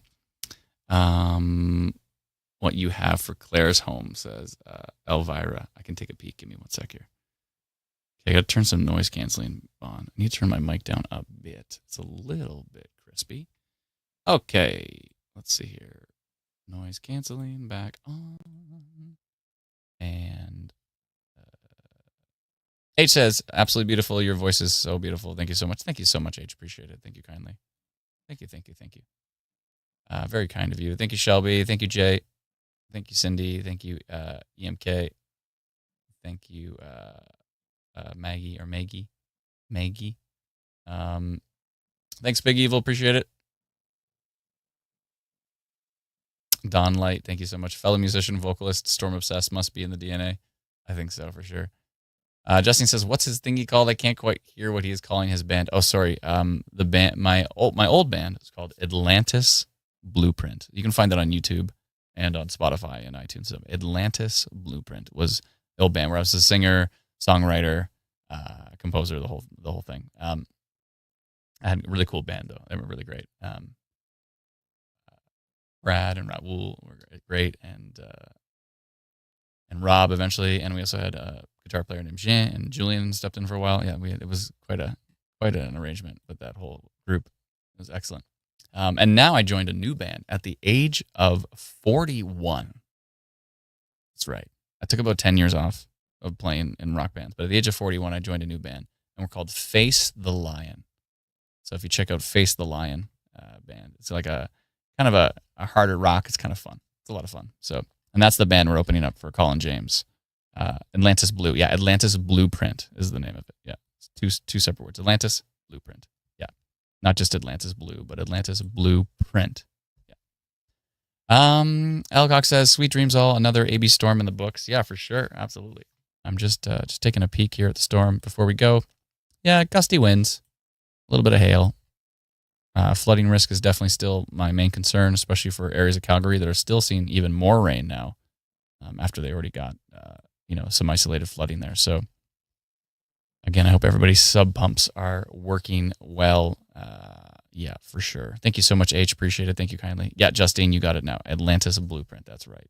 That's my old band. So that's what I did from the age of about 20 to the age of about 35, or maybe about 32, 33, actually about 32. Yeah. So that band was around for about 12 years, maybe a little bit longer. But and now I joined Face the Lion. So actually Anthony's the lead singer. You'll hear his voice. He's got a really great rock voice. And I'm doing harmonies with him and playing lead guitar, and it's been a lot of fun. So that's been great. Yeah. So anyways, yeah, the storm looks like it still marginally severe, but hopefully it weakens. We'll continue to watch closely. We may be live streaming tomorrow because there is a risk in Saskatchewan. There's a risk in Ontario. So it's fairly good chance that we're going to be doing it tomorrow. Lanky said BC weather guy Joey only got zapped in his location. What do you mean he got zapped? I know Joey well. I'm in a chat with him. Joey got zapped? Let me go see. What do you mean he got zapped? Oh, I see it here.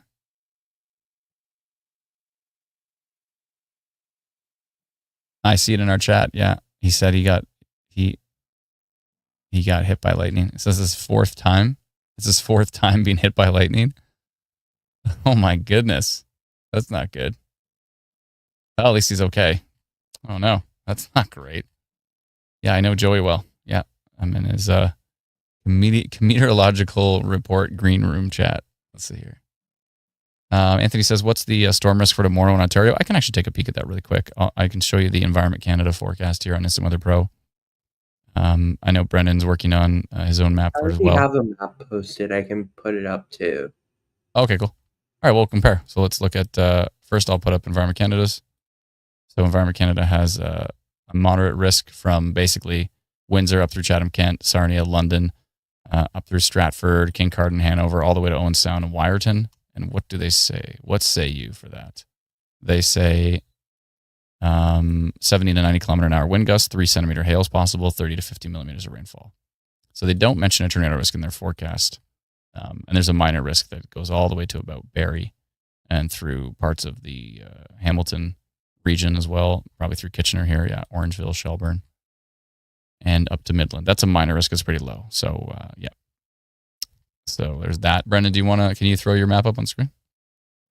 I see. So Brendan's gone isolated. He's gone kind of the more marginal level.